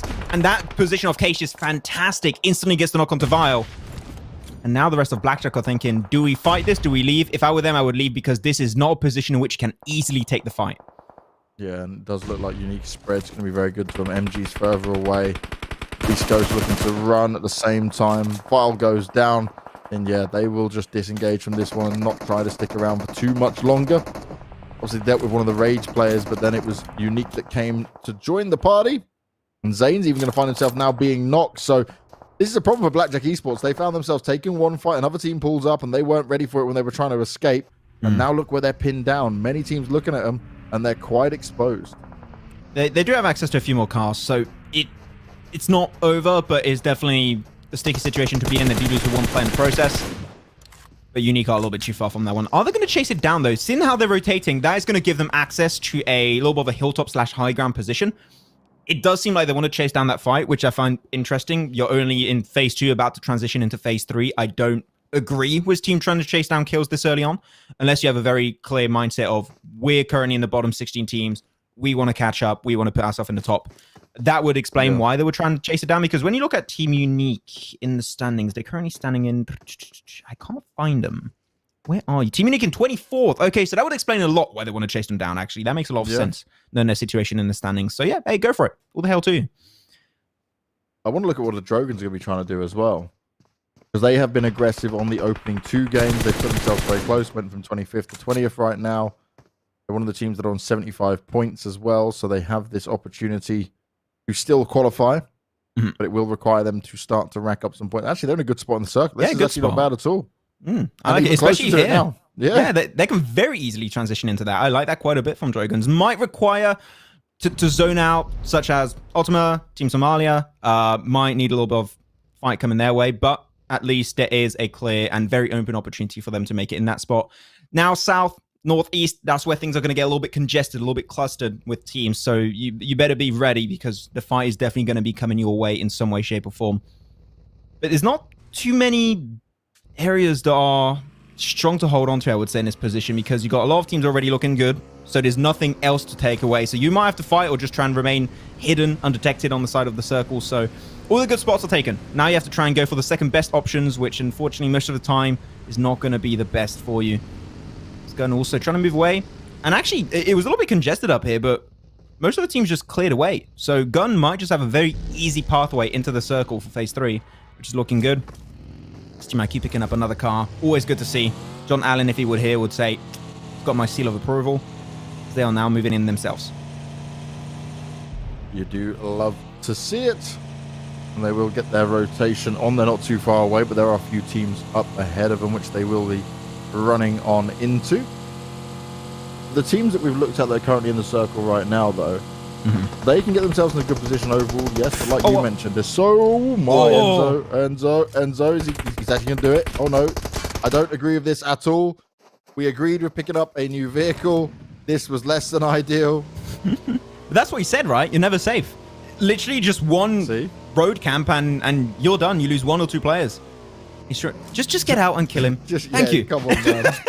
You're not gonna get You want style to run points." me down? I'm gonna run you down, and I'm gonna steal your car. That was some GTA movements right there. Nerfy. Respect plus 5 stars. Just don't- He's just got alarm bells ringing above his head. Everyone sees where he's on the map. Oh, and he's gonna go for the bit. Yep. Oh, no, that's the No ideal. smart. But Yeah. nearly. Oh. Got to keep the nose up, mate. He's got forgotten by the rest of his team, though. This is interesting when you get in a phase like that, about to get into phase 4, and you're not sticking around with your team too much. I find that a little bit surprising. I think Gun should have stayed in case the rest of the team tried to join back. You know what? It worked out, so I can't argue with the results. That's okay. But when you look at the circle, one of the best positions by far, I would say, is where Ultima currently stand. And also, one thing that I love is they got a 2-2 split. Though, there's one main issue to this. If a team tries to push you away from this position, you got a road in between. You got that big dip. It is so hard to assist the 2 other players in your team if one is getting pushed upon. Yeah. So as long as they're ready and aware of that, they should be fine. But if a team decides to fully commit as a 4-man, that is where Ultima's position will just crumble apart. Shout out to the community members that are cooking and listening as well. We had just heard from DK that they were happy with the commentary, taking them through making their lives easier while they are cooking. That's good. PUBG Mobile is there everywhere, no matter what.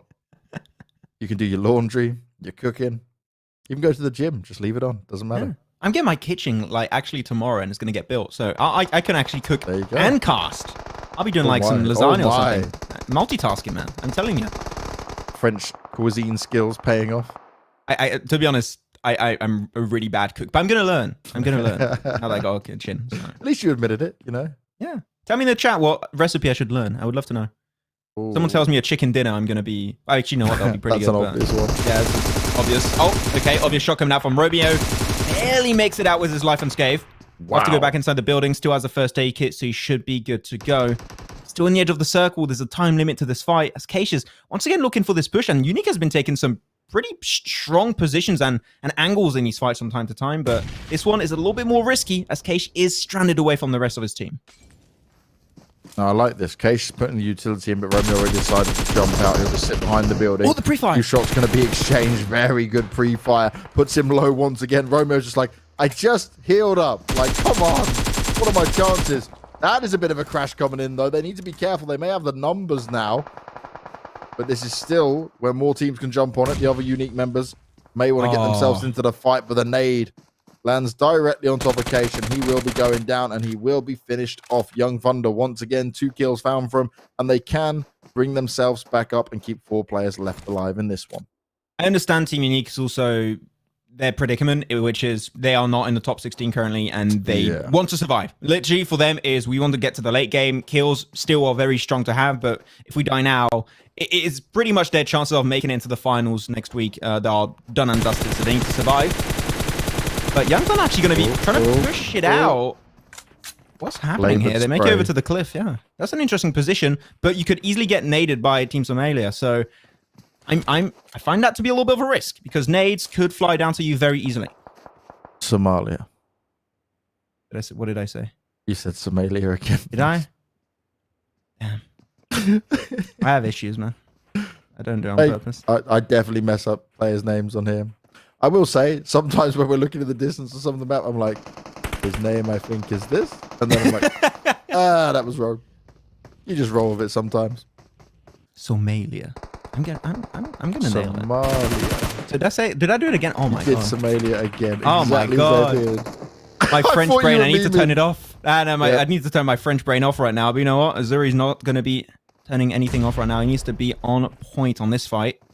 With the UMP trying to move away a little bit further, unfortunately, your teammate is not going to res it. But Drogans, that's a big name going down. They could not afford to go out this early. That's very unfortunate. And Young Thunder, they're just going to chase down every single kill while they still can. I don't know how many kills they got at all, but this could be one of the things where the Drogon's lifeline is on Erangel now. Oof. Oof. Not ideal at all. Young Thunder put themselves in a great position, though, considering this fighting they've been doing non-stop. Uh-oh. Still 4 alive. Will they spot Mr. Azuri? He's in a good position, though. I like this. ¿Dónde está Azuri? Yo soy Dora. Can you see Azuri? If he doesn't get there, this could be huge. True. They have no idea. Nice circle, though. This is huge for Gun. Maybe he'll get himself a back-to-back this time. I feel in Apex also. They got himself the Miramar win, actually, last time we saw them, right? So we'll see if they can get it. He's at the wall. And there's no pre-fire on the other side. True being so aware that little dip could have been a good hiding spot, and he knew it. That's it. They get eliminated instantly, but now they got to start thinking of their circle rotation. They're very close to some players on Raze, also on the side of Art of Killing. So they are not done just yet. They still got a lot of fighting coming their way. That's it. Look, there's Mestry down there.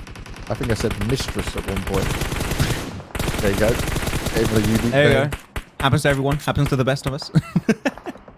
Or the worst of us. Depends which way you look at it.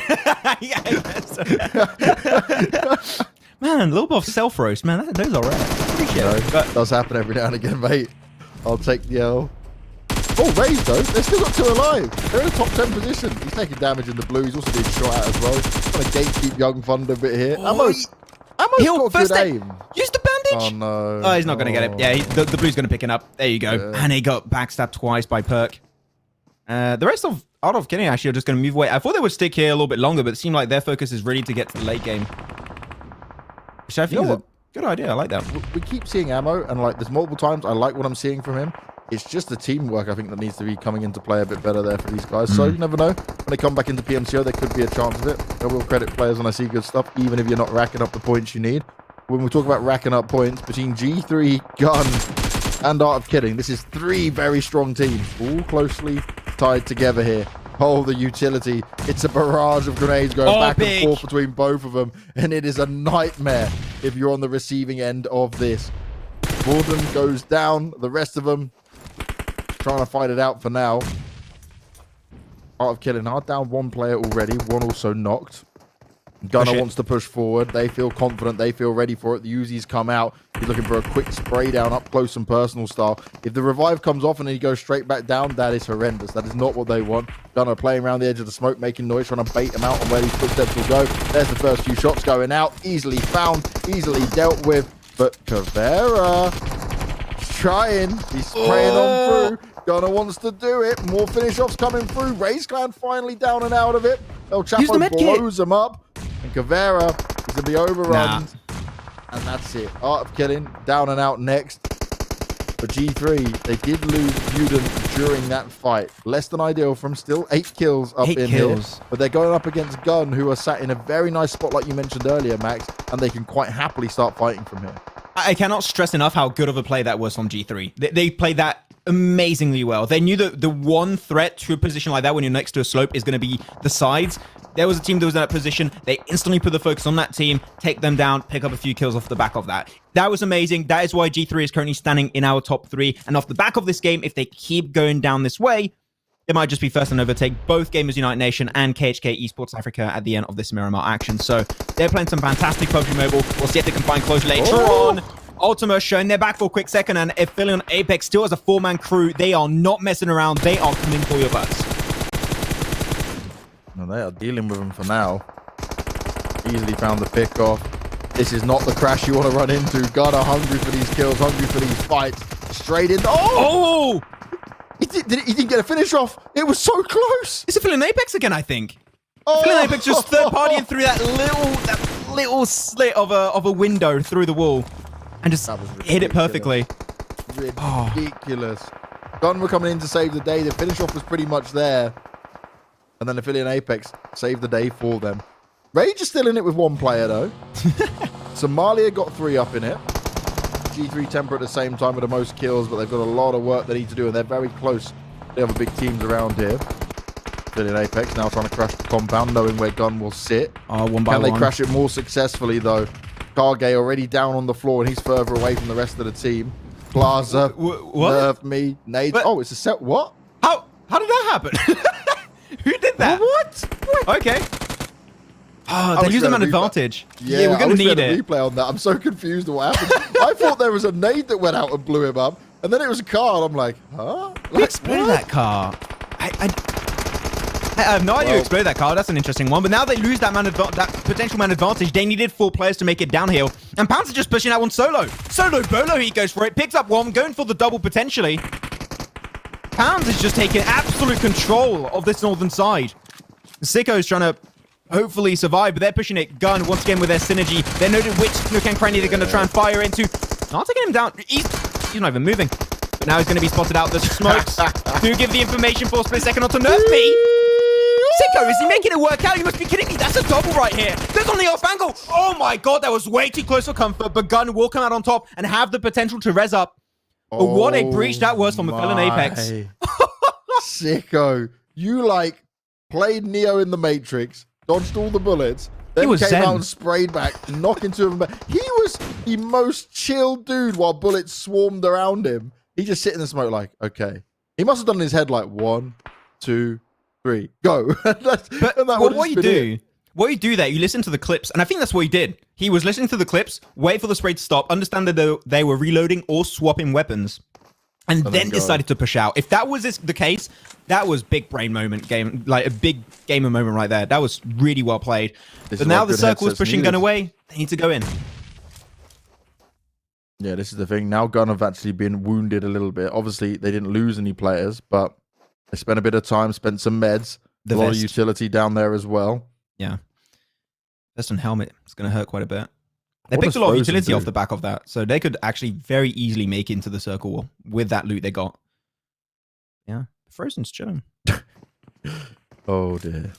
Again, it's Gun and G3 Temper in a top 3.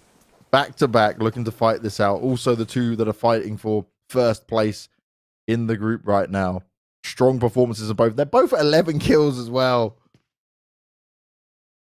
Numbers advantage, though, for Gun is going to save them potentially. This is hard for the other teams, right? They're trying to make their way into the... Yeah, they're just taking a lot of the points they would desperately want. It's a sponge, yeah. It is just horrendous for the other teams, but great for them. They're just going to have the huge flex rights. If he got to that position, it would have been huge. Yeah. That would have been such a good oversight. It would have been the eye of Sauron of the lobby, and G3 would have had no living chance to make this game work in their favor. So the fact that they had Flacco defending that side of the building is really good play. Flacco is playing such an important role for his team, because if they make it to the rooftop, it's pretty much GG. That Molly can't touch him, though. Did Flacco avoid it? Yes. Can't see his health ticking away. Happy days for him. He's up at 6 kills out of the 11 his team have had as well.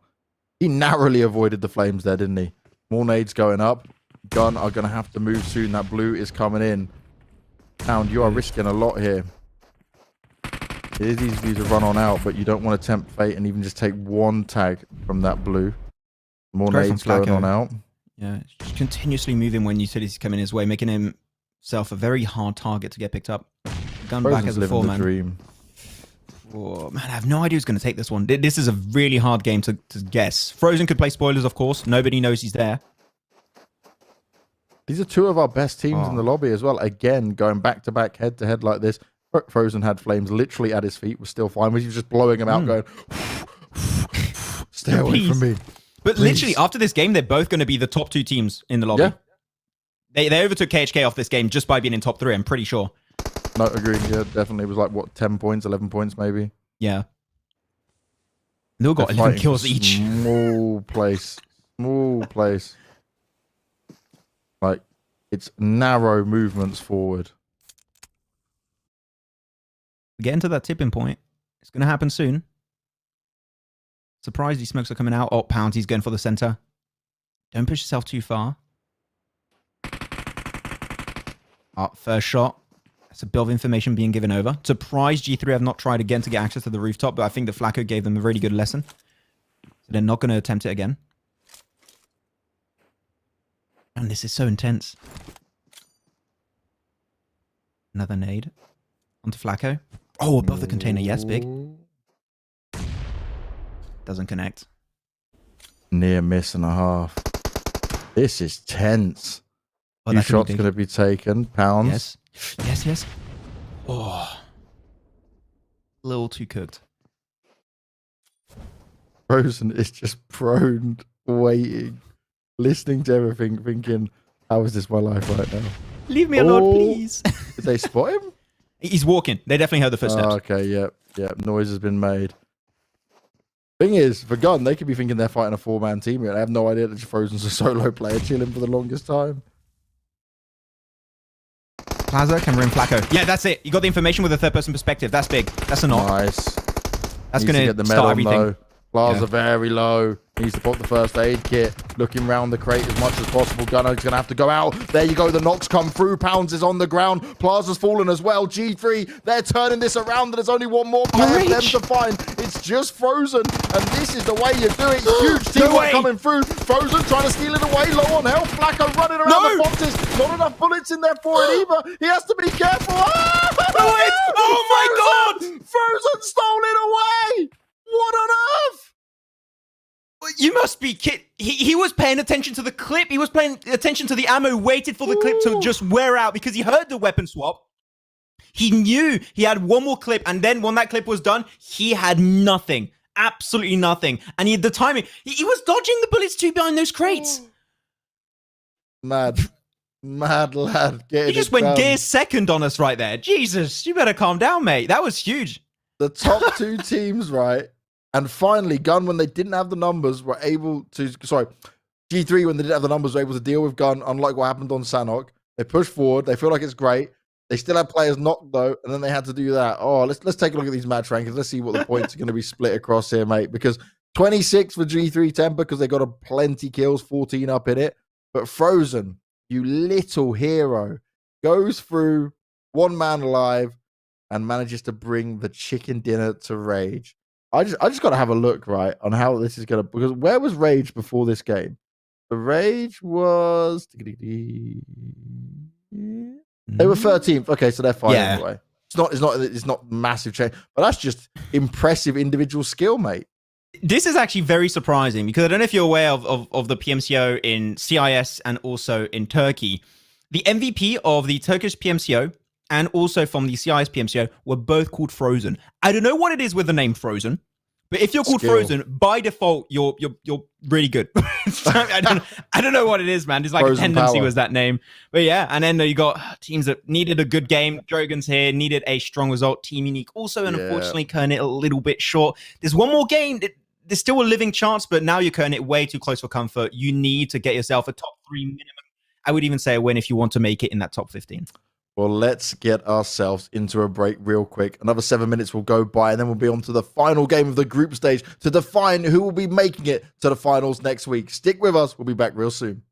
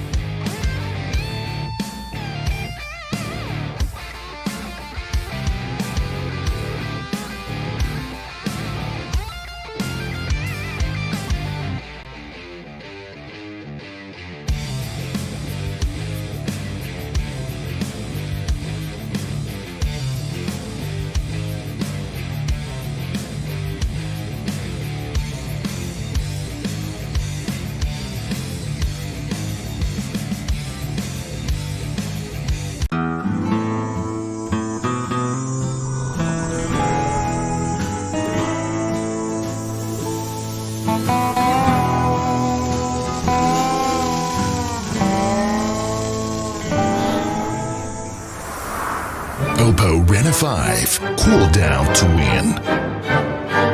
Oppo Reno 5, PUBG Mobile MENA Esports official designated smartphone.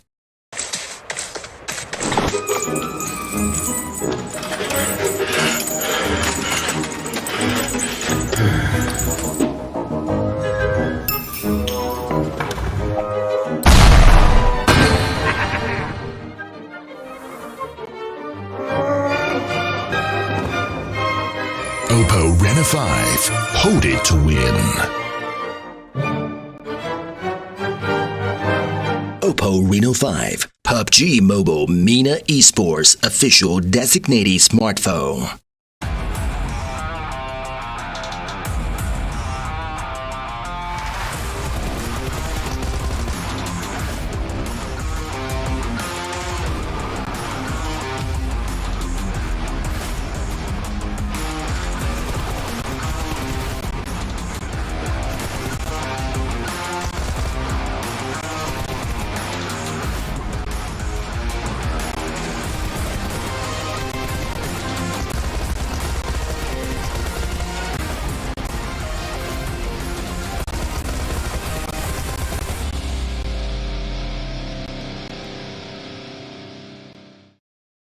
It has all come down to this for the group stage. Max, we've got Erangel coming up, and it's time to see which teams will make it to the finals. Top 15 will go on through as Slime 4KT are sat there already with their slot, having won the first PMCO for Africa back in the spring split. And there's a lot of points that are just differentiating some of the teams right now. And after what we ended with there, it just makes it more crazy because the teams that are already qualified and already living the dream, they have been taking still so many of these points. They are not giving up. Yeah, this tournament is definitely not Kinder Bueno. There's no one that's going to be sharing. So they're going to be taking all the points for themselves and they're sponging it up at the very top. But just a few quick names that we should be paying very close attention to in this game to see if they can make it to the next stage. We're going to be looking at Affiliate Apex. They need a decent performance. They're currently in 15th place. If they go any further down, it's pretty much GG. We also do know as a fact off the back of that last game that CE Sport unfortunately will not be going into the finals. So that's it for them. I was been very impressed with CE Sport, but unfortunately for them, it's going to be game over for them right now. Now, other names we're looking at, we're going to be looking on to Ultima Force, Drogons, Experts. No, actually, Experts already play their day because then you got 11 games, so they're done also. But yeah, those are the teams. Dragons, Ultima Force, we're looking towards them to see if they can try and push themselves finally in the top 15 on this last game. But yeah, you never know. Under pressure, teams sometimes do struggle quite a bit, and that's where mistakes arise. I was just singing, you know. Okay. We're going to look at the overall standings, though, as I throw that out there as Max stops talking. As we get G3 Temper up there is 154 points, nicely calm away. This is probably where you're looking at all the teams that definitely have made it through. Frozen securing that big chicken dinner. For our Rage, we'll have him sitting pretty up there on top 8 for now. But let's get on to the second page. This is where it gets more interesting. Yeah, this is the one where teams could be slipping down. We're not there just yet. We're taking time. We just gotta set it up and leave it. I was going to say, I don't know why I had the word moist in mind, but that's because you guys have been spamming it all time. I don't know, man. I think it's actually helping me because I hate the word, but hearing it so much now and reading it so much is actually kind of it's nullified. So thank you guys. You're actually helping me. You're my medicine, literally. See, I appreciate that. I knew this was the way we were doing it the whole way through, Max. I knew you'd be fine. Yeah, don't do as if it was coming from a nice place of kindness, okay? It was definitely not, okay? You were definitely trolling. What do you mean? But now to the second page. As I just said, Affiliate Apex just barely overtaken CE Sports. So CE Sport will have to say bye-bye as they go sent straight back to the next season of PMCO. Hopefully we'll see them again. I think this team has a lot of potential. Yep. But yeah, Affiliate Apex need to have a half decent performance. If they can overtake one or two extra slots above them, that'll be fantastic. But they still need to go the extra mile. But now when we look at our third page, that is where real effort must be made for the teams that are over here. These 8 teams that are still playing today need to make it. But as we said, we've got teams, Ultima Force, Dragons. These 2 teams are the ones that we are going to pay very, very close attention to. They cannot afford to die early game. Otherwise, it's game over. For the Drogons as well, mate, like, if they just didn't have a bad Miramar game, they didn't die so early, then everything would have been fine. I think that's going to be the bit where they look at and say, okay, now it's all in the wrangle. This will be one of the most pressured games they've got to deal with because it's going to be the difference between qualifying and not so far. So Hopefully, they can find a way to get it done. You know, Art of Killing, like, I've liked some of the moments and plays we've seen of these guys, but it hasn't worked out for them. They're down in 27th, one more game to play. It's not going to be happening there. So, for our teams at the very bottom, it's less than ideal. I'm hoping Troper heard me when I was cussing them out for not coming into the lobby. Maybe they've come back and been actual good sports. So, fingers crossed, we have 16 teams in here. And as I look, right, my screen is covered. There we go. Nope, not happening just yet. But it is for the final time of the group stage, Max. Time to be born to win. Welcome to the exciting match brought to you by Oppo. Get your gamer mode on with the much-loved Renault 5 series. That is what we are talking about. And sadly, here we go. This was not nice news to hear. So, oh, no. They couldn't play because they had a sad incident. So TMB are out of it. Very unfortunate of what I'm just reading on this, but I'm not going to repeat it on stream because it is very sad. So that's why they dropped out. And so they will not be playing the last two matches. So they didn't do it out of anything bad. There's no spite in there. It was just a very rough day for these guys. So big times, that was sad. Yeah, we're trying to have some good games closed off for them, of course. Hopefully everything's going to be going fine for them. There we go. Our final game here. We're trying to get in good spirits and see what is exactly going to be on the menu for us today on this final game. And after that, we'll have 3 days of break and we'll be heading right into the finals with the best 16 teams of the region of Africa. It's going to be great to see who's going to be on top. Playing path a little bit more on the northern side, so we could have a few teams maybe dropping on top of each other. But I think we already had one Erangel today. You know how teams drop right now. If you hot drop is not by mistake, is you have a plan in mind, you want to get kills, you want to push yourself in the final moments in the top 15. As we're currently seeing that actually happen in Southern Georgia, I do believe it is. We're having Young Thunder and another team taking a fight over there. Phase 1 circle, pretty nice, but Ray, what? I feel so sorry for these guys, man. Ray's, they're like a magnet to early fights. Yeah, they ain't catching a break, man. Like, people just look for where Rays are going and like, okay, we'll just follow these guys. Actually, all right, finally fight back, Rays. They're starting to believe. Lucius is there shooting back. He's just shooting everything. It doesn't even matter. He's not trying to revive his teammates. He's like, you fell, I will put you down myself. Brogan's getting a couple of knocks in place as well. Exuzi are the ones that are going to be dealing the damage. Or taking the damage, sorry, should I say. Romeo wants to try and defend. You've already lost one teammate. You've got another on the floor. How much do you want to stick around on this? Considering you're already qualified, maybe just do fight it anyway. But I like it. Smoke's being deployed. Rays clan finally sticking up for themselves, Max. Yeah. I mean, the thing is for Rays is if they want to make it, even all of the kills in the lobby, I believe, would not be enough to actually make it. So unfortunate for them.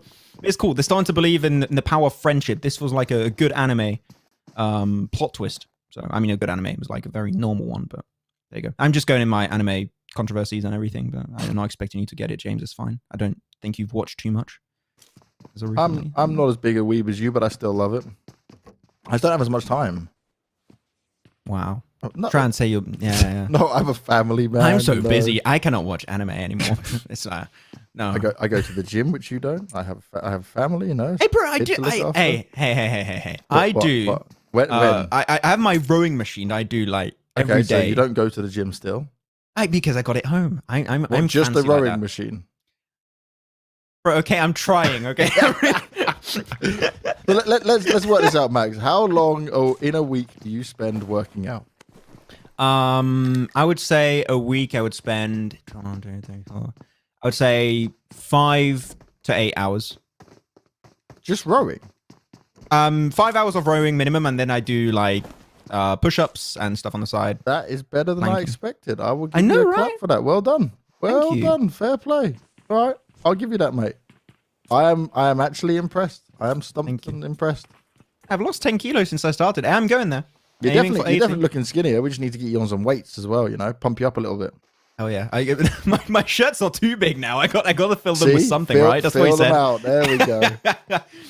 Oh man, we're gonna see if I can flex my muscles soon, and we'll see if Rays can start flexing their muscles too, as they're gonna be going for the cross with that smoke road. It was to get quite a bit of loot under there. Did they get the first knock? Man, this feels like a different team. Like they're just like, okay, and we're just going for it. Who cares? We know we're not qualified, and this one is when his team is really scary. I would say, James, when they got nothing to lose, right? Oh yeah, just big time. Full send it. We see a next level of confidence come out, right? When it's just like, okay, we got to play this. We'll just rock it through. YOLO. And we'll try and upset some people. We've been bullied for a little while. Now it's time for us to be the bulliest. That's what's going to happen to me at one point. I'm gonna start going after you and Jason at some point. We'll see how that's going to happen. Oh, they have no idea for superior weights currently localized. Yeah, he's got so much info. Oh, no! He started with a bloom Nice. shot. That's not how you do it. You start with the aim. You don't start with a bloom, and that's confirmed by the M16 of ammo. 2 kills. Ammo, man. He continues to impress. Yeah. I like this guy. I like him a lot. I mean, we already talked about it, right? Young Thunder, they're good. They're just Yes, comfortable. they got nothing They to can worry afford to go about. out. But it's also really good training, I would say, because we're talking about also when teams sometimes don't play matches, such and such. Replicating a PMCO match in scrims is close to impossible. Yeah. You want to take every single opportunity, every single game as a learning opportunity, even if you know you're not going to qualify. That might be the difference maker if you get yourself into the next PMCO or you make it to another event. So it's good to see this team not giving up and they're actually trying to take fight after fight after fight. So it's nice to see Rays actually holding on strong. Already up to 3 kills, I believe it was there. So they're looking good. Filling Apex also moving around. Hospital, they might be seen as a good third-party opportunity because Filling Apex currently on 15th. These few early game kills could be good, but I think that they are just here playing for the long game. They're playing for positioning points. Kills should not be their top priority. Massively so. That's what's going to be key. You know, like the movie Romeo Must Die? Well, that is all that's on the mind of Rays right now. They want to go out and find him. Do you even know that movie? You probably don't. You're probably too young. Wait, which one? Romeo Must Die. No. Oh, man. It's got Jet Li in. Really good. You know, you should probably go back and watch it. I'm a zoom on that in. Yeah. I've only watched Back to the Future for the first time. Like, what, a few months ago? I think like maybe 7 months ago. To be fair, I can understand it, right? When you are younger, like, you don't often need to go back and watch some of these old movies. Like, at least But it is good. It is no, worth it's it. really good. Definitely worth it. But, like, it's more my old man was, like, showing me these kind of movies and stuff. In black and white, no audio. Right. I've definitely seen a few black and white movies. Try to avoid a lot of them. Really? You're that Yeah. old? I didn't think. No, Okay. I'm not old enough for that. I've just seen them. Jeez. Thanks. They call him James the Max. Dinosaur. The grandfather of esports. It's still today. Back in my day, there was no esports. There was black and white TVs. Pong. That's what we played. We only had the books. What do you mean? Images? What are those? No, Romeo gonna get pushed up by 2 players of Rays, and he's abandoned ship. Okay, running the hell out of that one. Oh, no. I think that they heard the footsteps. They must have. Yeah, surely. Oh. You got away with it for now. Oh. I thought he was going to check it. Go on, Aqua. Check it. Oh, no, got pruned. That was such a well play. Oh, okay, no, there's no way. I'm sure he must have went around that corner like, oh, was there someone there? I'm going to double check. That was what I call a lazy peek. You know, when you peek it in your mind, you're already thinking, okay, no problem. Yeah. And then goes back. Oh, wait a second. There was someone there. Well, that's it. It's good change of pace on Rays, though. Really happy to see that they actually get himself the entire team. So we'll see what they can do potentially next time around. Those circles pretty normal. We're not having too much. There's a potential fight happening towards the east of Rozhok. We're actually going to move there right there. So really good timing on that end. As Unique, one of the other teams that we were saying we need to see good things from. Then they're currently in 24. They're part of the few teams that could do well, but literally, I don't know if you agree with me on that one, James. I would say if we want to see Team Unique making our top 15, we need a chicken dinner with quite a few Most kills. likely. I'm I'm expecting that minimum. Mate. Yeah. Yeah, they're in a tough spot. This is where it gets a lot rougher for a lot of these teams coming into play. When we look at it realistically, right? So Philly and Apex want to get a bunch more kills to make sure they're still in it. Somalia could also do and get some extra points at the same time. And then you look at the Drogons who also need to jump up alongside Ultima Force. I just don't think there's enough spot. This is going to be crazy. You It's a race for the finish, yeah. You can only push one more team realistically outside, and that would be MZR, and you're still going to have a hell of a jump up there on 92 points. Yeah. It means you need many teams to actually push MZR out. That's not an easy The feat. sponge effect, like you spoke about, is really killing exactly. this, isn't it? Man, imagine if we get another strong result from G3 and Gun. Like, that would be horrible. What a wide spray from Manfilas, actually. We'll get a lot of damage, but unfortunately no knock. Yeah, he's just looking to do damage. I will be top damage dealer of this lobby. I will just shoot everyone. Drogon's Ooh, peak. The Drogons. Yeah. Peek over. Those are 3 kills. I would love to see that come through. Skull's got also a nice angle. Oh, they're going for it on everything. Yeah. There you go. Careful, Ghost. Skull spraying out towards him. Can't quite land the shots, though. Not the most ideal spray.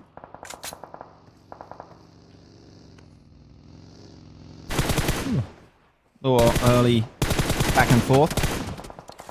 I'm surprised that especially Junior, I'm surprised that Junior's on the slope behind that tree peeking. You should go over to the ridge. You should go a little bit further up top because that is not a safe position. And if you get knocked there, you're asking a lot of time and commitment for your team to go for the res. So go back up. I think that's what he's doing right now. Pretty sure he is. Good stuff from Junior. Let's keep that one up. Keep that one going. They can't afford it, but they are fighting everyone from the top of this hill. And I would be doing the same considering they know how many points they need to grab. Not going to be easy. Up at 3 kills already is actually very huge considering what time we are within this match. I was about to say time zone. Time zone. All in the same time zone, I hope. Don't talk to me about the time zones. I'm going to get really quickly confused. I do not understand time zone. You are 1 hour behind me. I know. Yeah. I remember at one point we had I think it was just a few months ago, I had an event with DK and we were talking about time zones. I was like, oh, wait, we might have to stream early because DK is there in South Africa, and we're like, I'm dumb. It's the same time zone. I don't know, man. My brain sometimes just shuts down, which happens most of the time, actually. But yeah, there you go. I'm with you. It is confusing. I'm much farther ahead than you guys. 2 hours ahead of the UK, an hour ahead of you lot in Europe. And if I'm right, Africa is in the same time zone. DK's going to correct me on this, I'm sure, as UK. No, I think it's the same as CST, like the European one. I believe at least. I think that's right. DK's typing in our little chat. He's going to tell us. Wait, he's right. GMT plus 2. Oh, so he's UK. He's UK. Okay, so I'm wrong. Should have been expected. Yeah. There we go. Max got it wrong again. Time zones and Max not to be had here. Yeah. Ultimate's got to be careful. This is very hard predicament to deal with. Already a lot of utility being used at this stage. They're trying to move away, but they're pinched between a Phil and Apex and also Dragons. And I would say this is pretty much their final moments in this game, potentially. They need a strong result. They can't afford to die right now. Before this game, Ultimate Force was standing in 17th place with 81 points. And they always leave it to Overdose to try and survive at the end. But yeah, if they die here, that's their finals opportunity down the drain. And the Dragons just get to chill on Potato Hill. They took such a strong spot. This circle's still working out for them. They're up with a bunch of kills already, still looking to get more knocks at the same time. Blackjack Esports now taking the shots onto IQ. On that vehicle, needs to be careful. You don't want that blowing up.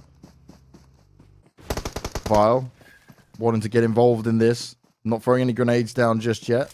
Doesn't actually stick around to fight. Backs away, just maybe at the wrong time. Will allow them to get the revive off here, but surely Blackjack Esports want to challenge this. Yeah, he's just waiting for his team. I actually really like that from Vile. Oh, the nades. That is absolutely fantastic. Chef's kiss. There's only man-max. There's no cover. There's nothing he can do. It's just such a good setup. They said, you see that big spread they went for? That is how you push a dip like this. That is textbook from Blackjack Esport. And when you're looking at their position, before this game they were standing in 5th.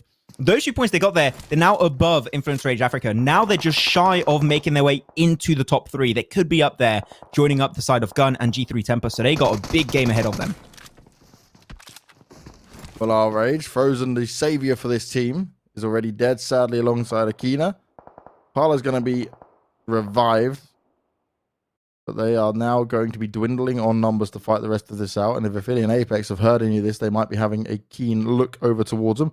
I'm just seeing so many Drogons up in this kill feed. Some of it only being knocks for sure, but they must be at like 5 or 6 kills now, surely. I think they must be looking already pretty stacked in terms of kills. Not going to see them right there. The rankings. Yeah. A few more points. Just a few more. And top 3 is going to be changed once again by Blackjack. 17th right now for the Dragons. Oh, no. 2 more is all they need. Ultimate Force, they already dropped out. Okay, you can't, literally, you just can't die if you're Ultimate right now. You can't afford to. One singular mishap, one mistake, and you're done. the amount of stress. I mean, they probably don't know. They probably don't have the exact math at this time, but still. Yeah. That is just horrendous to deal with. I cannot even imagine looking back on this game and seeing what went wrong and just telling you that one mistake, that cost us our final spot. For the Drogons, they could have been over the line already had they had a good game when it came to the Miramar match, but they went down earlier than expected because they started off so well. What was interesting, first Erangel game, they were really aggressive like we're seeing now. Sanhok, they lost to a player early on when they got aggressive, and I think it pushed them back in what they wanted to do. So, like, they basically changed it up. Then going into Miramar, you saw again, even though they hadn't lost a member, they were a bit more passive, and then they fell apart.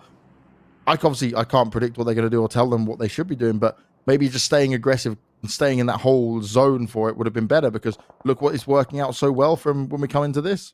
All right, this circle centers up pretty nicely. This is big for G3. I love this 2-2 split in that current position. It is so simple, and it facilitates transitions in this next circle. You have 2 players out. You should regroup. But Blackjack, they're not going to give you the time to do, though. That's the first knock coming down. Unfortunately, now they're going to be overwhelming Gunner 2. That's going to be the double knock coming out from Blackjack. And that's going to be an easy 2 kills. Blackjack are coming in with a mission here. They want to go for maybe not even top 3. They want to overtake second or potentially first. But for that to happen, they need an absolute bang of a game. And they also need the 2 other teams to do relatively poorly, which, not gonna lie, seeing what we've been seeing from Gun and G3 in recent times, I don't think that's bound to happen very soon. No, it is going to be one of those ones where you look at them just looking to dominate further. They're still fighting with each other, right, in the sense of who wants to be number 1. Yeah. Obviously, the pride is on the line when it comes to something like that. But with Flacco being knocked down, Gunner also now dead as well alongside him. There's just 2 Six God and Buden left alive. Drogons are making their way down from Potato Hill. Now they're going to get themselves into a better position within the zone. But how do they want to take this one on? I'd like to see them make just one decisive decision and go for it. But a few shots going to be taken out towards them by the 2 remaining players here of Art of Killing.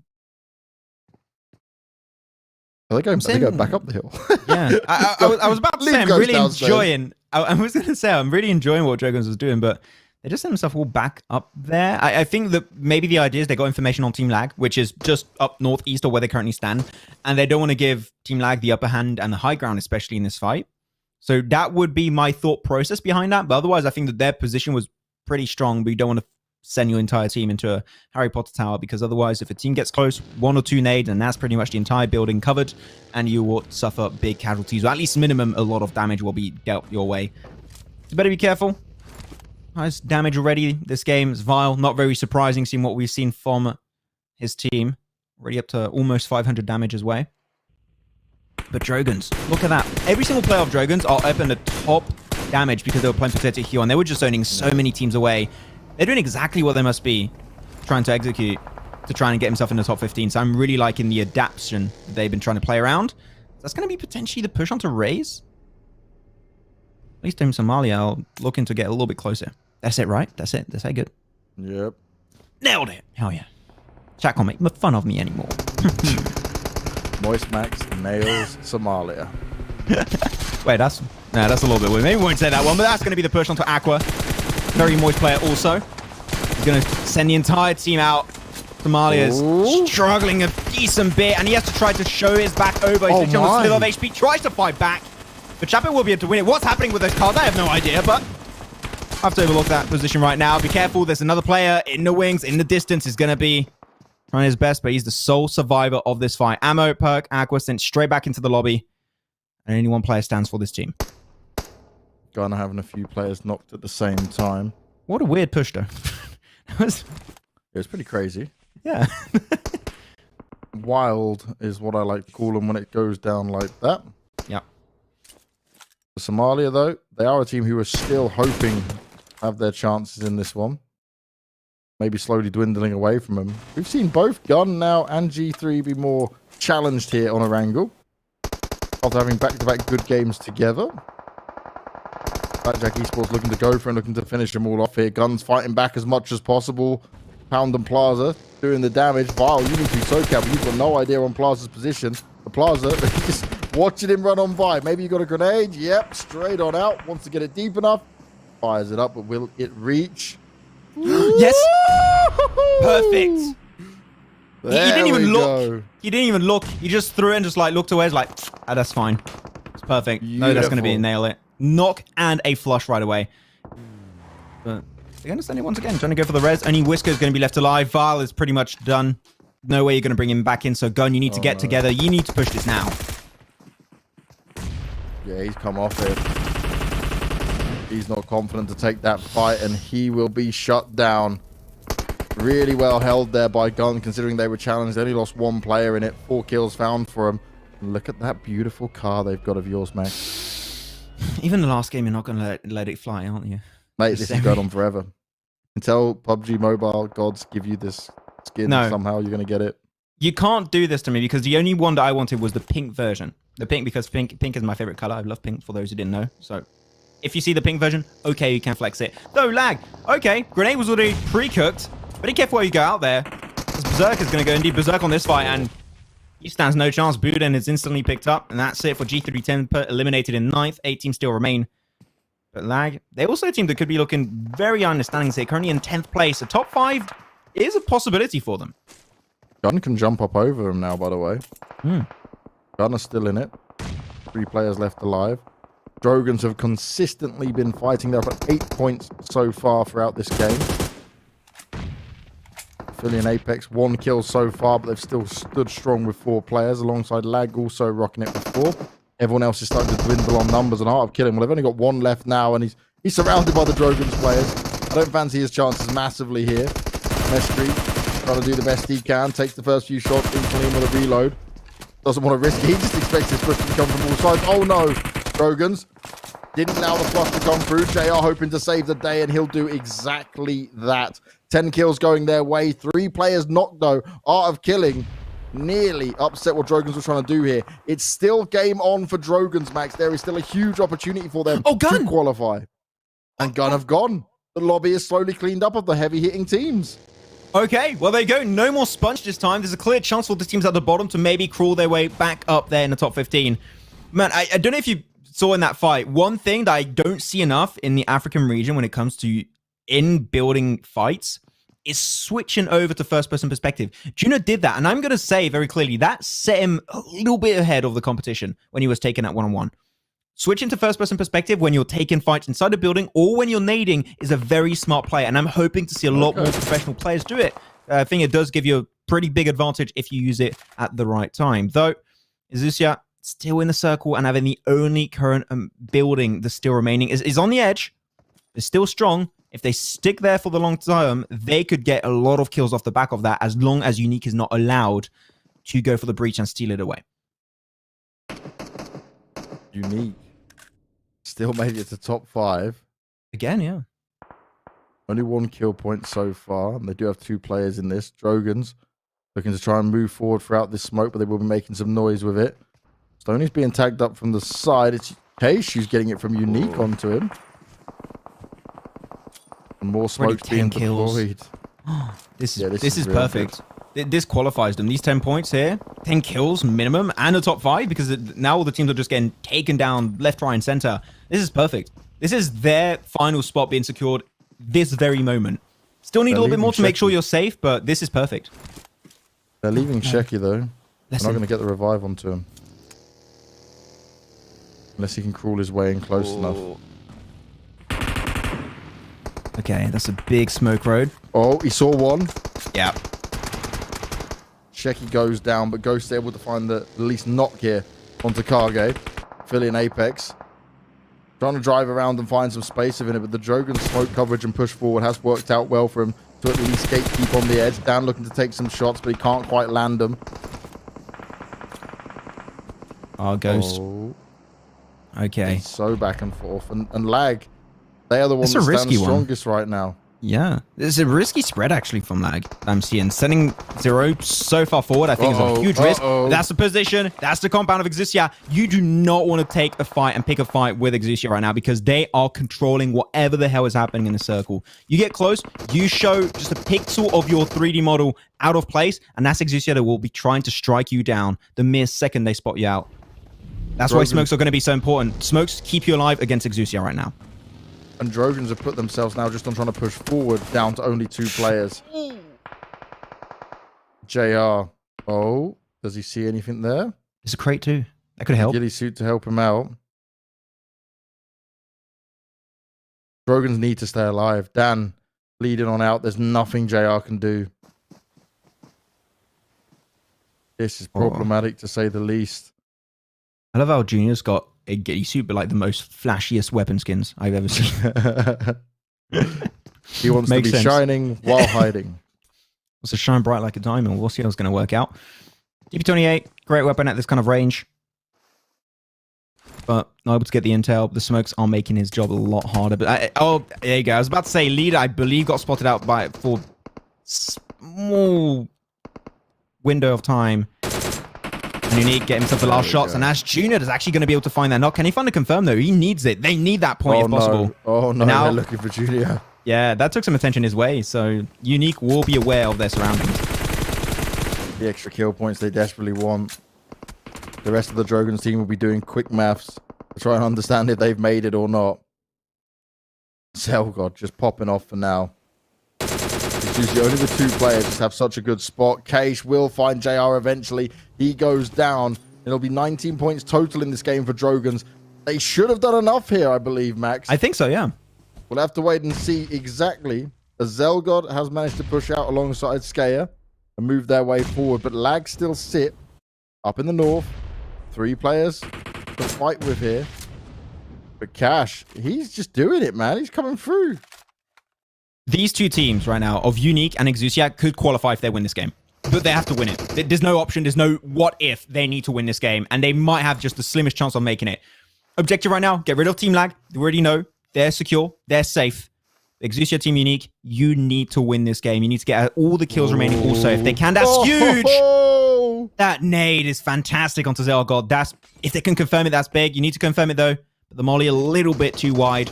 Will not confirm that kill. Region grenades are something else. Exist jumps up and goes for the spray down. Yeah. Looking to do some damage, but now his spot is certainly known. He has to be careful himself that he doesn't overextend in this. Exist. Sliver of health. Oh, wow. Unique. Chances are done. 16 points. It's not bad, mate. It's not bad. But I don't think it's enough. I don't think so. Exusia only have 1 kill point as well, so even with winning it, it might not be possible for them. Yeah, they need to frag out a lot more, and we said it, right? Their compound was the best. Though, pop those wheels. Pop those wheels right now. Do not let those wheels remain, please. Even explode if you can. 1 nade and that's GG. And they were having a lot of time to heal up. The circle's pushing them in towards Exusia. So technically, in terms of terrain, Exusia do have the advantage because of the circle coming their way. Exusia have had the advantage for a long time, though. You mentioned the compound being so strong they were in. There were only 2 players in there taking on teams that was fully stacked up, so... They got no kills, unfortunately. They should have got minimum 5, I would say, but unfortunately, they were not able to... were being stolen. Yeah, to get any. On good nade. That looks good. Yes. Oh my god! Oh, the double!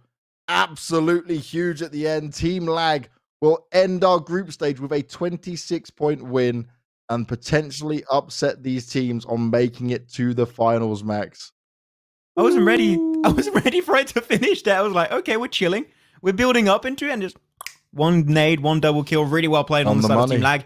Once again, that's the sponge. Those are points that could have allowed Exusia. They could have allowed some other teams potentially to make it up there, but they're just stealing it for their own record because Team Lag went 10th, and we said it with the amount of points that they had there, they could be pushing themselves in top 5. We'll have to see if that's exactly the case. But still, that was a strong performance, especially by the one team we have to mention here, James. Drogons, they needed a strong result, and I think that was enough for them to make in top 50. Yeah, just when they needed it to come through. We'll have to wait for the final scores to come through, but what a crazy group stage this has been, right? So many new teams and faces in it, Max, delivering to a very high level. Teams fighting out from start to finish. KHK hoping they could hold on to that #1 spot and just having it stolen away. Just Gun going up against G3 today as well in these games, like the back-to-back first and second place. Well, first and second place on one map and then almost the first and second on the second for Miramar, but it didn't work out quite that way. Frozen stole it from them, but they were fighting right there at the top all the way until this last Erangel game, but they were already sitting pretty, mate. Yeah, they're already looking really comfortable. Once again, they're just coming in and trying to make a statement before getting into the finals. Like, we're not just here to make it to the finals. We're here to be that team to make it to the next stage. We won that EMEA championship spot. And from the teams that we're seeing right now, Gun has been looking like one of the most consistent teams. G3 also, despite maybe a little bit of a weaker day one for them, their second day, they got themselves 3 wins. They caught up and they really leaned into that kind of play style in their third day that was today. So yeah, really, when you're looking at this, I have some clear contenders in mind as to who might be the teams to go and secure first place in the finals, but the competition is so close, and it really goes to show just a few month time, right, from the spring split until now. There's a huge gap in terms of the teams, how they were playing before until now. The improvement is stellar. I love it. Yeah. How do you think this affects Slime, though? Because you were invited for winning the spring split, yeah? Do you feel by not playing the group stage, it benefits them or has a negative effect? Because they can watch it all. They can do their research preparation, get ready to fight off these guys. But they also wouldn't have had these official games to play for these days, you know? Like, it's great being in the final straight away. Sure, you don't have to qualify for it. But now you're kind of left in the open a bit. I would say it hurts them purely based on the fact that in the African region, there's not that many official events, right? Other ones have got month-long leagues, such and such. I think it does hurt them a little bit, but also they got the experience from the EMEA Championship. And if they learn and took a few good opportunities from that, that could set them miles ahead of the rest of the competition. So we'll see. We're going to have the finals in 3 days, so we'll see how that's going to work out for them. Yes, not long to wait at all. But right now, let's take a look and see who has made it. So our top 8 teams to start with here is Gamers Unite Nations right at the top. Only 1 point separating them and G3. KHK just down below them by quite a significant margin. Then Lag, then Blackjack Esports, Influence Rage Africa, Fainted Africa, Team R Rage as well. And then, remember, it's just a 15 because there's that one spot for Slime 4KT. Come on, production. Drum roll, please. Let's bring us this second page. I don't know. That's too loud. Oh! The Drogons made it. Somalia made it. Affiliate Apex made it as well. And MZR, you just missed out by 2 points. Oh my God. They're 1 point behind. 2 points if they wanted to confirm themselves in 15th. That is so sad for MZR. I was really impressed during their last day of play. I think that they did some fantastic games. Yeah. But Liquid Diamonds, they were a little bit all over the place, but you know what? It was enough for them to make into the finals. We'll see if they can try and lean into it once again. But man, Dragons, they must be feeling over the moon after that last game. Just enough kills to make it into the top 15. They must be looking good. But now we're going away. The teams unfortunately cut it a little bit too close.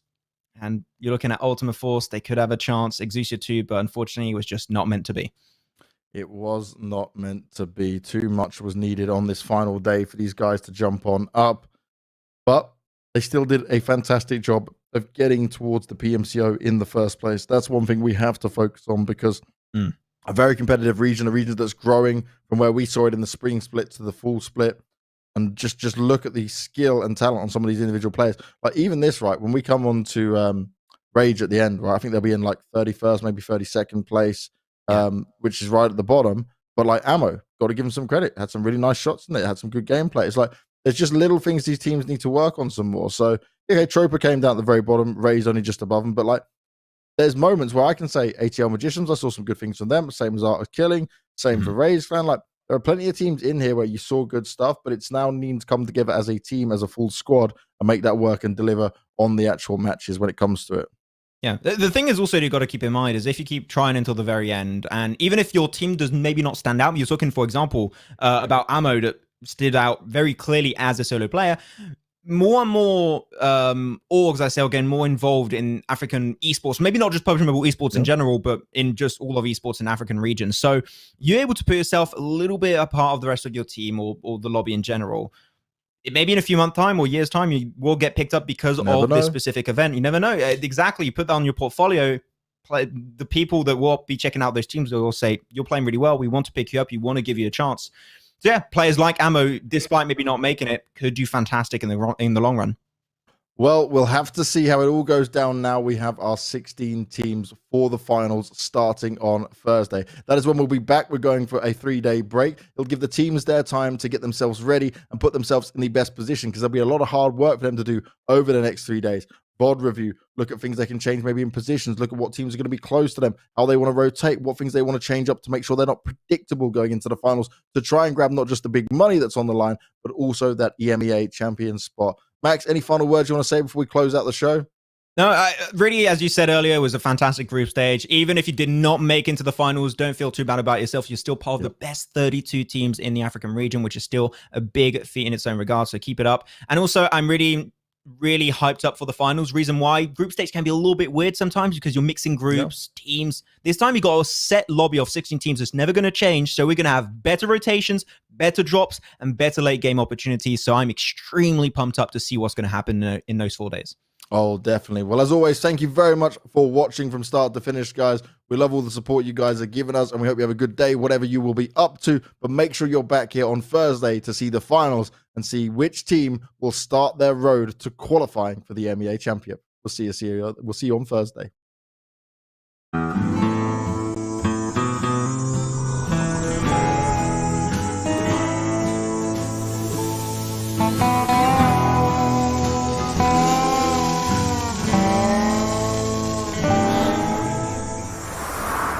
Oppo Rena 5. Cool down to win. Oppo Reno 5, PUBG Mobile MENA Esports official designated smartphone.